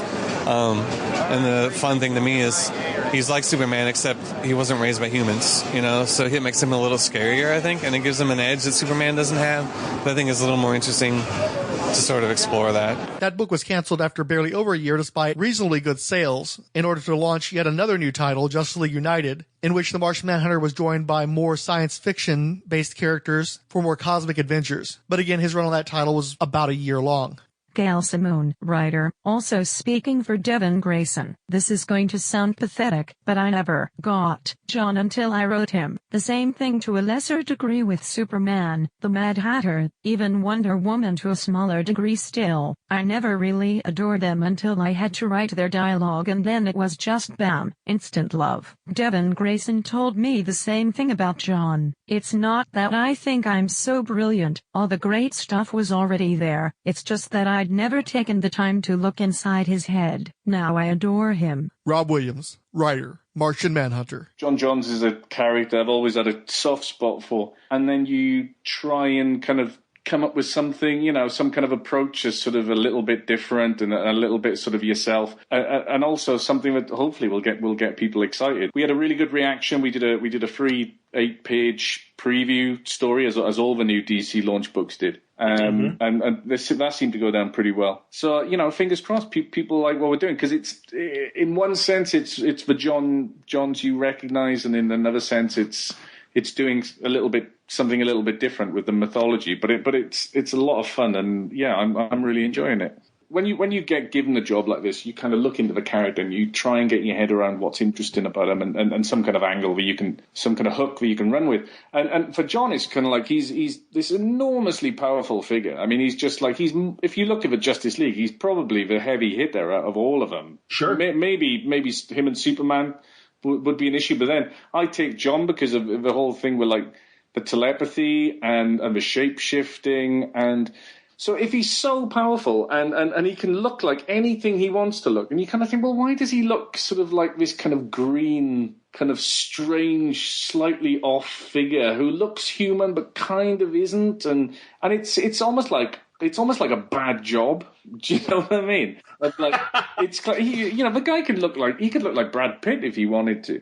And he chooses to look the way he does. I mean, you start to think, well, why is that? And then you kind of think, well, is it, one way of looking at it would be maybe he wants to stay true to his Martian heritage, but he doesn't look like that. That's not his true form. So then you kind of go, I think maybe whether or not this is a conscious thing for him or it's on a subliminal level, I think he wants us to keep clear. He wants to be that loner that is inherent in the character, the loneliness, the outsider, the kind of the pathos. And I think he wants us to. He looks like almost like a bad excuse for a superhero. And I think it's because he wants us not to be scared of him. Because the fact of the matter is, if you saw what he really is and what he was really capable of, you would be scared of him. And I think there's a sense of, like, with John is like, don't get too close. Because the actual reality of his capabilities is pretty terrifying. So then, when you go into that, you start looking at that and you kind of think, well, he's here and he's on Earth and he's the last Martian. But what if he's not? And I mean, I know that in the past, Grant Morrison with his Justice League run did a thing with the Martians coming back, and John wasn't the only Martian. But then once you get into that line of thinking as well, I mean, you start playing with the mythology, and you think, well, maybe the things he's been telling us all these years about his history isn't the whole truth, and maybe he is the last of his kind. That was true, but what he's never really told us is exactly what the last of his kind is. So these are all questions we're going to tease out and we're going to answer eventually. And this is what I mean. It's about staying true to what makes the character a great character and what makes people love him, but also trying to come up with something a little bit contemporary and different, trying to put a tiny bit of a new spin on it. And basically trying to... I wanted to get across more than anything just the threat of this guy. Sort of just like, he's not a joke. He's to be taken very, very seriously. And there's a lot of great drama that you can pull out of that. What if, what we think of him is what he's wanted us to think all this? Yes. How do you know when you're dealing with a telepath at that level? Suddenly that kind of puts a huge area of whoa, I mean, yeah. When you have to question every thought and every decision you've made about this character along the way, if you'd known him, well, was that my thoughts or was that his thoughts? Was that what he wanted us to think? And so all these things come into it. And the whole thing with paranoia is part of it. I mean, one of the themes is news media sort of gets us all fearful, just like so much of every newspaper and every TV show, every TV news you put on, it wants you to be afraid of one thing or another. And this is something that's going to play into it again. And the whole idea of an outsider amongst us, a shapeshifter amongst us, are you going to see, without giving too much away, what the Martians want us to do is they want us to do it. It's not an overt invasion in the traditional sense. It's just kind of nudging humanity to kind of towards our worst instincts, really, which is something that you'll turn on the news and you'll see every day. And there's one of the key lines again in the series is when you turn on the news in the night and you see all these things around the world that you can't believe human beings could ever do, and you think, well, what if human beings didn't do that? What if something else did it and just wants us to be fearful? So all these things come into it. And there's certain sort of, I guess, one of the easy comparisons is like this Homeland. There's elements of Homeland in it, the TV show, but a lot more as well. There's different approaches within one book. There's one storyline is very much sort of more noirish and kind of like, and then there's elements of horror, even like John Carpenter's The Thing is in there. Because again, they're shapeshifters.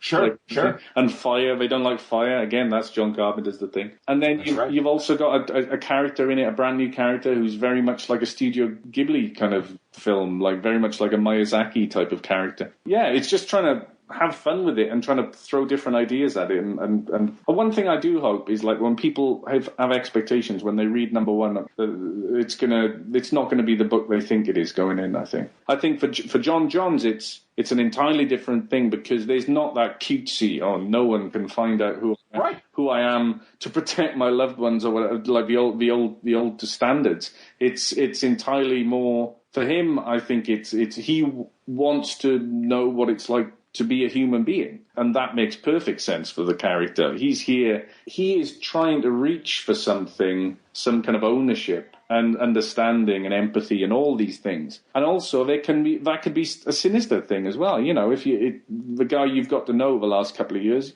turns out he's a Martian, right? Who might have certain sort of untoward sort of reasons for being here and pretending to be this person. So, but then that's not entirely the case with John. One thing again is like there's going to be a lot of grey area with this. It does intrinsically make the character more interesting, but at the end of the day, the reason people love these books and love John Johns and why they love the Doctor is they are heroes. That is at the absolute heart of it. Their journey along the way. If you can make it interesting and layered and textured and all these things, but at the end of the day, you can't ever forget that, they're taking down the bad guys, ultimately. That's something you've always got to cling on to, I think, otherwise you get lost. Is it true that you can always judge a Manhunter by the quality of his enemies? We'll take a look at the Alien Atlas's adversaries, and you can judge for yourself. IGN.com ranked Vandal Savage the 36th greatest comic book villain of all time. An equal opportunity offender to a range of superheroes, Flash, the JSA, and Martian Manhunter to name a few. Savage's immortality has allowed him to become quite the foe in the DC universe. Phil Morris, actor in the role of Vandal Savage. Justice League Doom. Oh, yeah, man. It's yummy. It's you just chew them up and spit them out, You get the best lines and the best, motivations from these villains. Mm-hmm. Right, because the motivation has to be quasi-psychotic. That's why they're villains. Yes, indeed. The hero plays... I'll tell you something about Smallville. We're just going to go back a little bit. In just having shot another episode, Tom and I had a scene where we're talking about an issue that he has. Mm-hmm. And you don't really think about Superman with issues. Mm-hmm. You think about Batman with issues. Right. And psychoses and obsessions and that kind of thing. And I said, hey, man, this is a chance for us to play something a little different for this Superman mythos. And play this uncertainty, play this other character that none of these other guys have played before. Okay. And it'll really separate you. But that speaks to the complexity of playing a villain. Mm-hmm. You want issues. You want problems. You want psychoses. Mm-hmm. The stakes are high when you want to take over the world or destroy the world. The stakes are high when you want to kill Superman or, you know what I'm saying? Sure. That stuff's, and for me, it's the exact opposite on Smallville.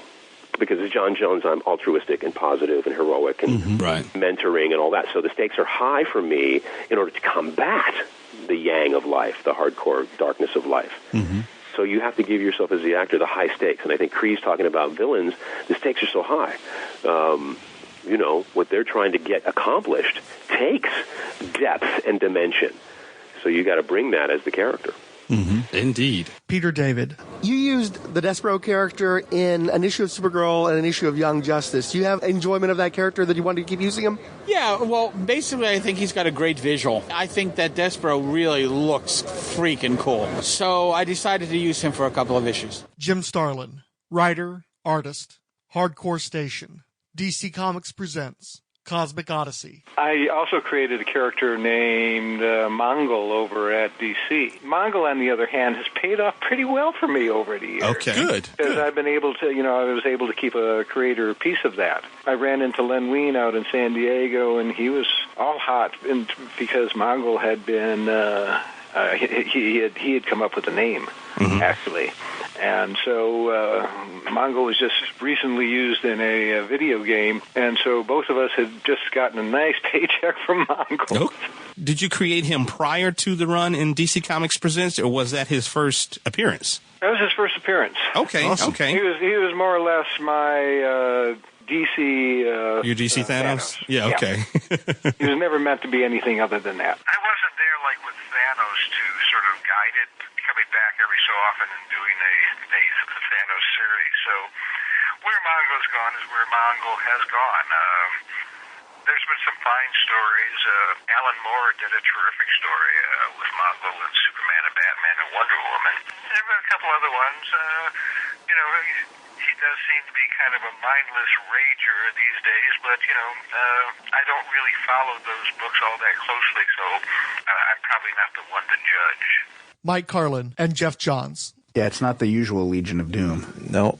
It's got a lot of the newer takes on characters, which is great. Yeah, this character right here. Yep. Malefic. I like they figured out the pronunciation of that for us.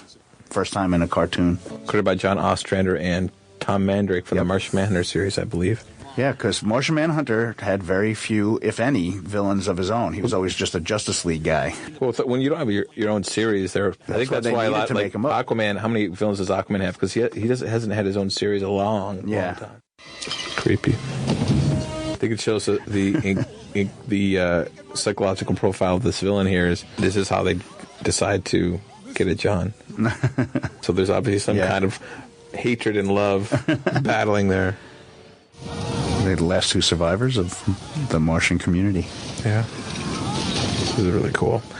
John Ostrander. The character Malefic, you killed him off at the end of the first major story arc in the series. But other people have picked him up since then. He's turned up in a Jimmy Palmiotti and Justin Gray arc in JLA Classified. They used him in a Batman the Brave and the Bold animated series, a comic book tie-in. He's been in the most recent series that ended after a year. Have you followed what's become of that character since you left him? And had you always intended for that character to have life beyond you? Well, I mean, he belongs to DC, so the fact of his having life beyond what we were doing was always a given. He's their character. They're going to use him as they see fit. I generally don't try to follow either a book or even a character too much after I'm done with them, because I've generally had the permission to do what I wanted with that character, and whoever's working with them next, unless they come to me and ask me some questions, they have the right to do what they want without the ghost of me looking over their shoulder.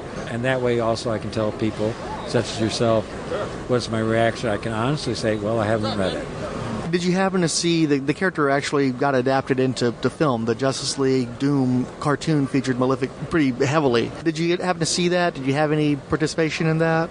No, I didn't see it, and I didn't have any contribution to it. Again, it's DC using their character. But are you happy that contribution is still being recognized? Oh, yeah. I mean, I suspect that if we'd been around longer, Malefic, we would have found a way to bring Malefic back sooner or later. I'm not sure how, but we would have found our own way. John Jones was a favorite of the painter Alex Ross, who used him in numerous projects, most visibly in the Justice 12-issue maxi series. John Jones was barely in the seminal work Kingdom Come, where, based on a suggestion by Kurt Busiek, the hero was presented as having a shattered psyche after trying to connect with the whole of humanity all at once through his telepathy. Alex Ross co-plotted the project with scripter Mark Waid. It was very much a co-plotting process. I mean, I don't want to ever give the illusion that it was all out of my brain and Alex is just the guy who held the paintbrush. I've always been clear about that it was a collaborative process, and Alex came to the table with a lot of really good ideas and some very clear visions of these characters, and luckily we were on the same wavelength on 99% of those characters. Martian Manhunter was the only one we disagreed on, but that's okay. We're the only two adults in history who got into a screaming match over who Martian Manhunter is. But it all resolved. Darwin Cook, writer-artist, DC Comics, The New Frontier. Now, of all the characters you have to work with, which one do you like the best? When I did New Frontier, I had no idea that the Martian Manhunter would be such an integral part of my story. The character just... Yes, and a character I'd never cared for or knew very little about suddenly became one of the two most important characters in the book to me. Howard Chaykin. You haven't written John Jones in the quote-unquote canon DC very often, but you're one of the best guys about including him in your Elseworlds, your imaginary stories, Son of Superman, Superman Distant Fires. I think he was in Secret Society of Superheroes as well. Is there a reason why he keeps creeping into your books besides just, the familiarity from you? No, I think one of the things about the DC universe is that there are characters that are fun to service. And I've said earlier to somebody that I felt that my writing in television had directly affected in a very positive way the way I write comics. And to a great extent, one of the things about that is when you're working on a show that's got a multiple cast, one of your jobs is to service your cast. The realm of possibility that's available to you in the DC comic universe is such that you can achieve certain goals by servicing certain characters and using them for service and both answering their value. So, I think there are certain iconic characters that belong in everything. You got to have them. That's really as simple as that. No more complex than that. Well, I mean, hell, you call John Jones iconic. That's more than most people would give him. But I think he is iconic to a certain generation. It's interesting because you have this slag, because the kids of the 50s and 60s who grew up with him as a member of the Justice League, as one of the Magnificent Seven, hold him dear to them. And then kids of my generation, the Bronze Age, or the late Bronze Age kids who saw him when he came back to the Justice League and was part of Justice League International, we hold him dear. And also the kids who grew up on the cartoons of the early 2000s. But there's this gap period from like the late 60s and 70s where those creators just seem to not have much interest in the character. I think it's more a nostalgic sense memory. There's an element of significance attached to the fact that, you may not remember this, but there was that abortive Justice League pilot many years ago. You ever seen it? Right. Oh, yeah, David Ogden Stiers, right? That's what I'm saying. Think about that. David Ogden Stiers playing John Jones, Master of Manhunter of Mars. That's kind of nutty. He had a good voice, though. Yeah, well, he has a great voice. He has the perfect radio voice, I think, it's kind of like, somebody out there of my generation, before they died, is going to bring back Congo-Rilla. Oh, it's already happened. James Robinson, in fact. See, and James is the guy, always, because he's the guy who's deeply steeped in that background tradition. And that's a perfect idea. Speaking of James Robinson, we talked yesterday about how he had done the Golden Age miniseries with Paul Smith. That had gone over well. You pretty much volunteered, hey, if you do Silver Age, I want to do it. And you told me a little bit about having developed that property with him. Would you be willing to discuss that a little bit? It was a really great concept. The timing out of the situation seemed to just evolve. And by the time it all got together, it sort of melted away. And then, of course, Darwin Cook has really done it with New Frontier. I think Darwin loves the material more than I do. And I think more than James does, in a way that's more identifiable as love, as opposed to appreciation and exploration. I love New Frontier. I thought it was just bitchin'. My take on the Silver Age, and I think James as well, would have been much darker than it looked at a world that was much less optimistic. Was there anything that you wanted to do with John Jones in that context that you didn't get the chance to do, or did it really not get that far? Not really. No. It's because the thing about both Golden Age and what Silver Age might have been is you're dealing with an ensemble. And I think the ensemble effect, the nature of that, is what it's about. That's really where it's at for me. Since the early 1990s, a Justice League of America TV movie had been in development, and it finally came into fruition. The TV team consisted of Ice, the main actress in the movie, Fire, Green Lantern Guy Gardner, The Flash, in some sort of Joey Tribbiani mode, The Atom, and John Jones, represented for the first time in the live-action medium by MASH alum David Ogden Stiers. However, this television movie was widely panned and was never actually released in the United States. Stiers has an excellent voice and gentle eyes that certainly can recall John Jones, but to put it delicately, was not in the best shape to be appearing as though he were bare-chested and covered in grease paint. David Goyer, writer, JSA, Starman, screenwriter, The Crow, City of Angels, Nick Fury, Agent of S.H.I.E.L.D., Blade, Blade 2, Blade Trinity, Batman Begins, The Dark Knight Rises, Ghost Rider, Spirit of Vengeance, Constantine, Batman vs. Superman, Dawn of Justice. Martian Manhunter. Oh, yeah. We have a challenging one. Overpowered. Overpowered. How many people in the audience have heard of Martian Manhunter? No? We have a good audience. He's overpowered. How many people that raise their hands have ever been laid? Yeah. 100% of the audience.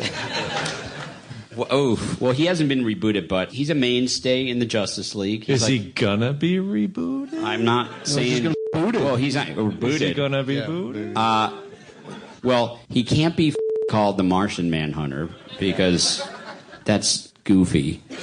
He could be called Manhunter. Yeah. They have those. I rented that movie. Yeah. The whole thing. Okay, the whole deal with Martian Manhunter is he's an alien living amongst us. That's the deal. Is there another one of those in the DC universe?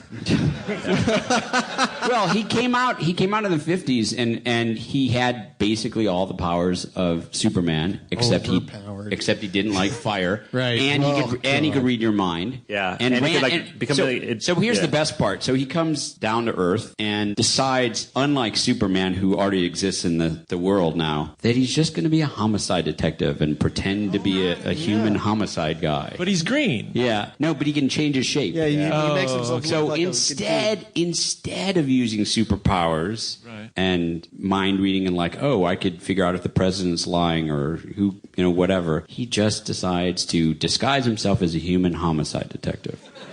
Dare to dream. Yeah. That's pretty dismal. I don't know. I would say I wouldn't call Manhunter. I would set it like day after tomorrow, and like we discovered one of those Earth-like planets, with Kepler or something like that. And you know how they're talking about Scientific American, like DNA faxing, where they can basically break down DNA and then fax that information. So maybe like we send it there to that planet. Well, no, we get the DNA code from that planet and then grow them in a petri dish here. We grow a dude here to solve our crimes.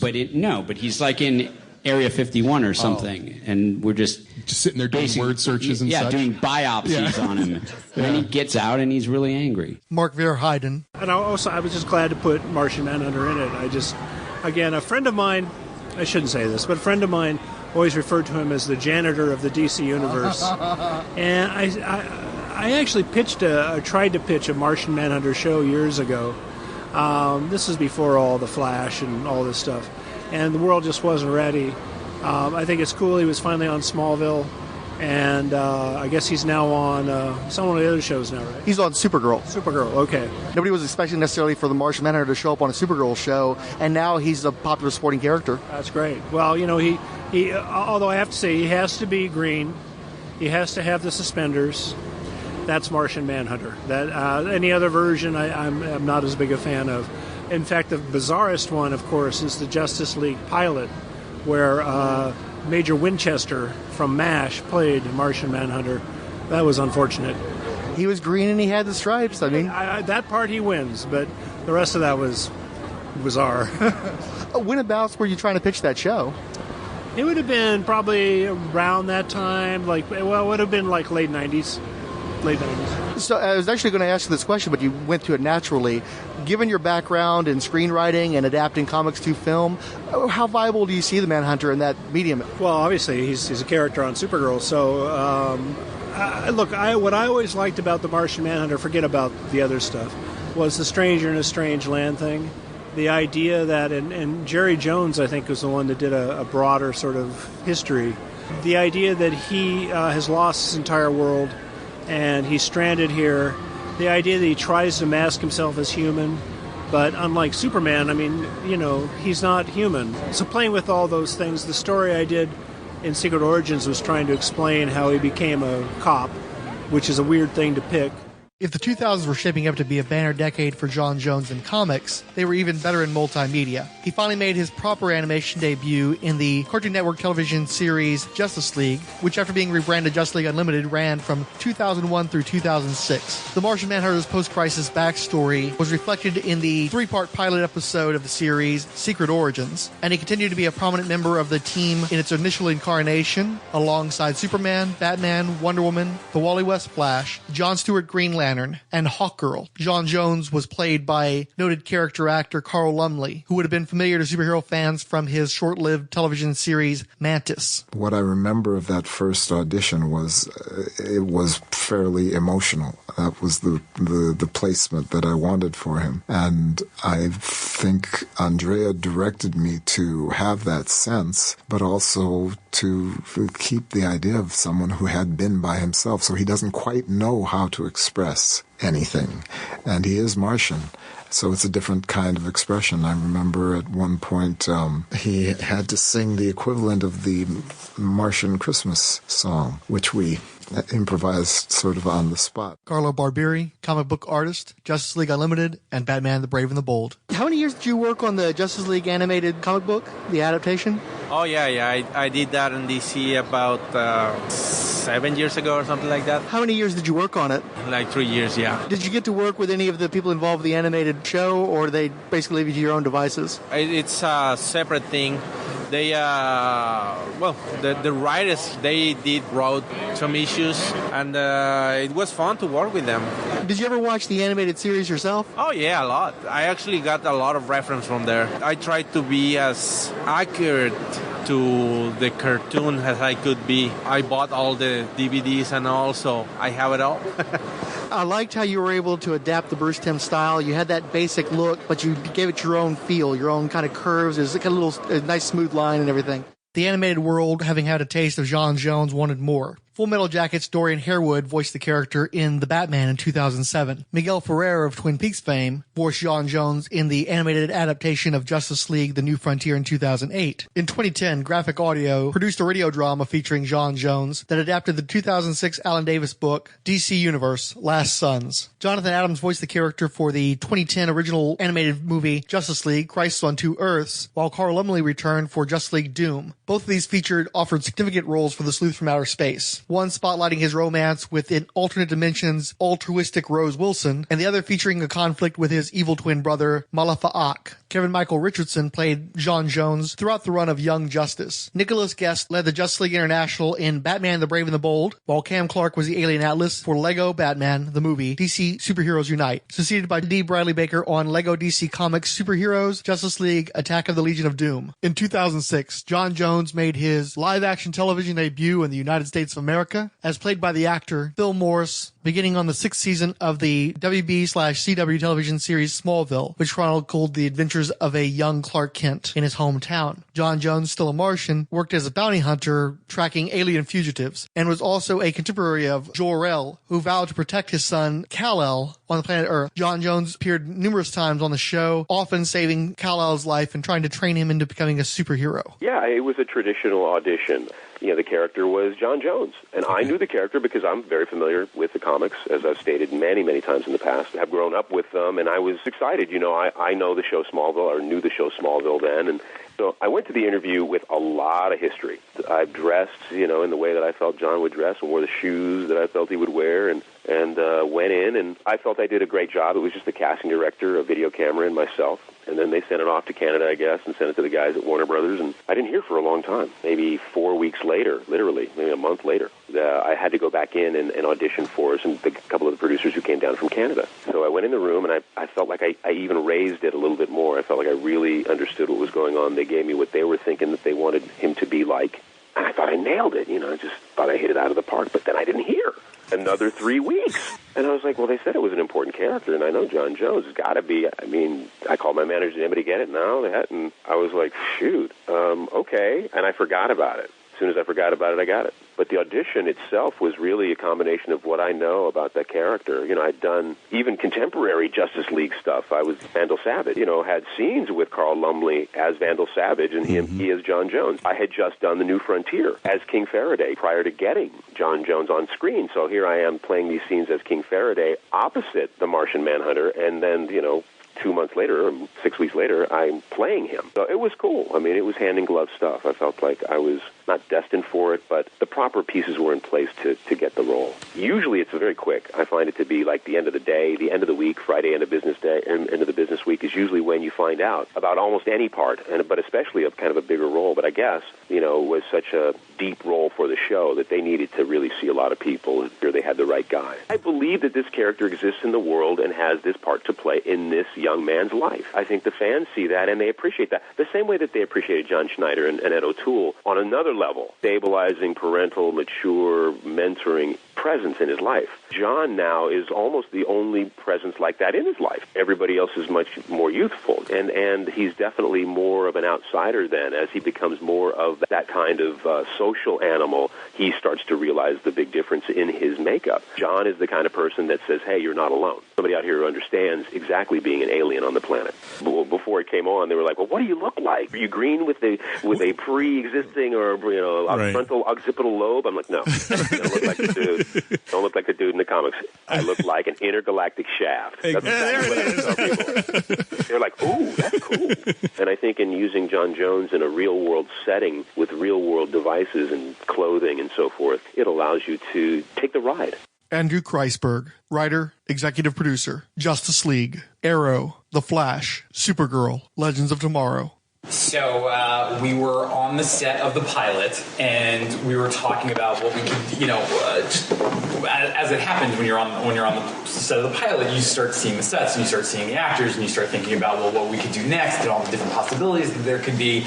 And we were all of us just so in love with David, and so happy to have him on the show, and just loved everything he was doing with Hank and Jeff Johns and Greg Berlanti and I were standing there, and just collectively amongst us, it's so funny we cast David, because he's got those weird ears, he's got a little bit of alien ears, and they said, it's funny. I mean, I don't remember which one of us said it, but it was like, oh, if we were ever going to make a Martian Manhunter show or something, David would have been the perfect Martian Manhunter, and it was Jeff who said, well, why can't he be? And we looked at each other and we were well, wait a minute. And then we started thinking about everything that was happening in the pilot, and the sort of notion that, because we already had the Hank Henshaw idea, sort of set up, that we would be playing this sort of bad secret that he was holding. And then we started thinking about it. It's like, oh, well, wait a minute. What if it's a good secret? What if it's like the reverse of the Flash? That you think he's bad, but he turns out to not only be good, but literally the most good person in the DC universe. And then we started thinking about, well, what all of Hank's, because originally Hank was going to have a different backstory, like everything he said in the pilot. And we said, oh, actually, if he survived Mars and came here, and his whole goal was to protect Earth and not let Earth suffer the same fate as Mars, well, then he's doing exactly what Kara says and what Astra says, which is not here, never again. And he's got it, he's had to lead this crazy existence pretending to be Hank Henshaw, and he doesn't want Supergirl around. She could mess everything up. And we're like, oh, it actually all fits. And then we started talking about what the feasibility of it was. First we had to tell David, oh, by the way. And he was so funny, because Allie and I took him out to lunch, and he was like, I'm not going to be Shrek, am I? And we've got White Martian episodes and Gem, and it's sort of the secret of Supergirl, that within the body of the series of Supergirl, there is a Martian Manhunter series, rolling throughout it, and watching people online, and actually seeing a lot of people now really start to suspect that that's who he is, but in a good way, because everyone who says I think it's who it is, it's always with glee, or I hope, or oh my God, is this really true? It's not like, Jesus, he better not be the Martian Manhunter, or I'm done. It's sort of one of the great surprises of the show. David Harewood, actor, Supergirl. Martian Manhunter is such a huge character. It took me on a whole new, different direction. Kara and Alex almost become his children, and he loves them. I don't know if you know much about the character of Martian Manhunter, but having lost his own children, he's got a lot of pain. There's a lot of pain and a lot of melancholy, which is fantastic to play. His power set is, anything. It transcends Superman and Supergirl's, but it has a lot of similarities. So will he be taking on that mentor role to her and using her abilities and powers? Could we see some of that? There's a little bit of that, yeah. Remember that he hasn't used half of these powers for many years, because he's been reforming the DEO and pretending to be somebody else. So I think the revelation is as much a kind of weight off his shoulders than anything. It's the fact that he can finally be himself, and I think that's also at times very uncomfortable for him, because he realizes, Kara's, beautiful, attractive, and blonde and gorgeous, and I'm this 7-foot green Martian. And as much as I want to just be myself, it would terrify people to be confronted with this alien. The wonderful thing about John Jones is that he spends so much time in these other aliases that he just becomes them. They become part of him. Hank is as much a part of him as any of his pseudonyms, so hopefully down the line we'll see him in different guises. What did you know about Martian Manhunter before? Okay. But having started to read, having done this job, it's made me go back to the comic books and realise that the DC universe is much darker than Marvel, and it's been wonderful to journey back. That's been fascinating for me. So when they presented me with the comic books and the model, so I kind of was a little bit anxious, because I just could see hours of prosthetic makeup and just something I didn't particularly want to do. But when I started reading him, I was blown away. I thought, wow, how did this guy ever escape my comic book knowledge? So I have been reading Martian Manhunter comics now for the last 4 months, and they're just awesome. And he's such a wonderful character. I'm here. I'm away from my family. My family are in England, so I can really associate with that sense of loneliness. And he's isolated. There's a lot of melancholy there, and I can tap into some of that myself, just from, as I say, being here on my own. Lance Reddick, actor, The Wire, Fringe, Jonah Hex, Beware the Batman. Any superhero movies or Star Wars characters that you would love to take a crack at on the big screen? Oh, well, if there's an independent Black Panther movie, I'd love to play Chaka. And I'd also love to play The Martian Manhunter. If there's a that'd be awesome. Okay, so those are the two dreams. All right, boy, we have a full list of things we're going to make happen. Well, I mean, since you're talking about dreams, Jon Stewart would be great too. Okay. The other Green You're going to have to fight Tyrese for that one. He's been on social media all over, doing his fan art. I was like, well, if I get Martian Manhunter, he can Awesome. John Ostrander. What do you think was your greatest contribution to the character ultimately? His society, the Martian society.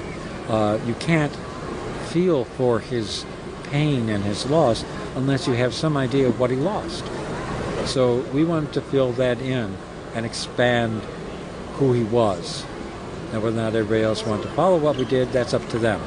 But at least for that time, we tried to make him an even richer character and explore some of the things that hadn't been explored before.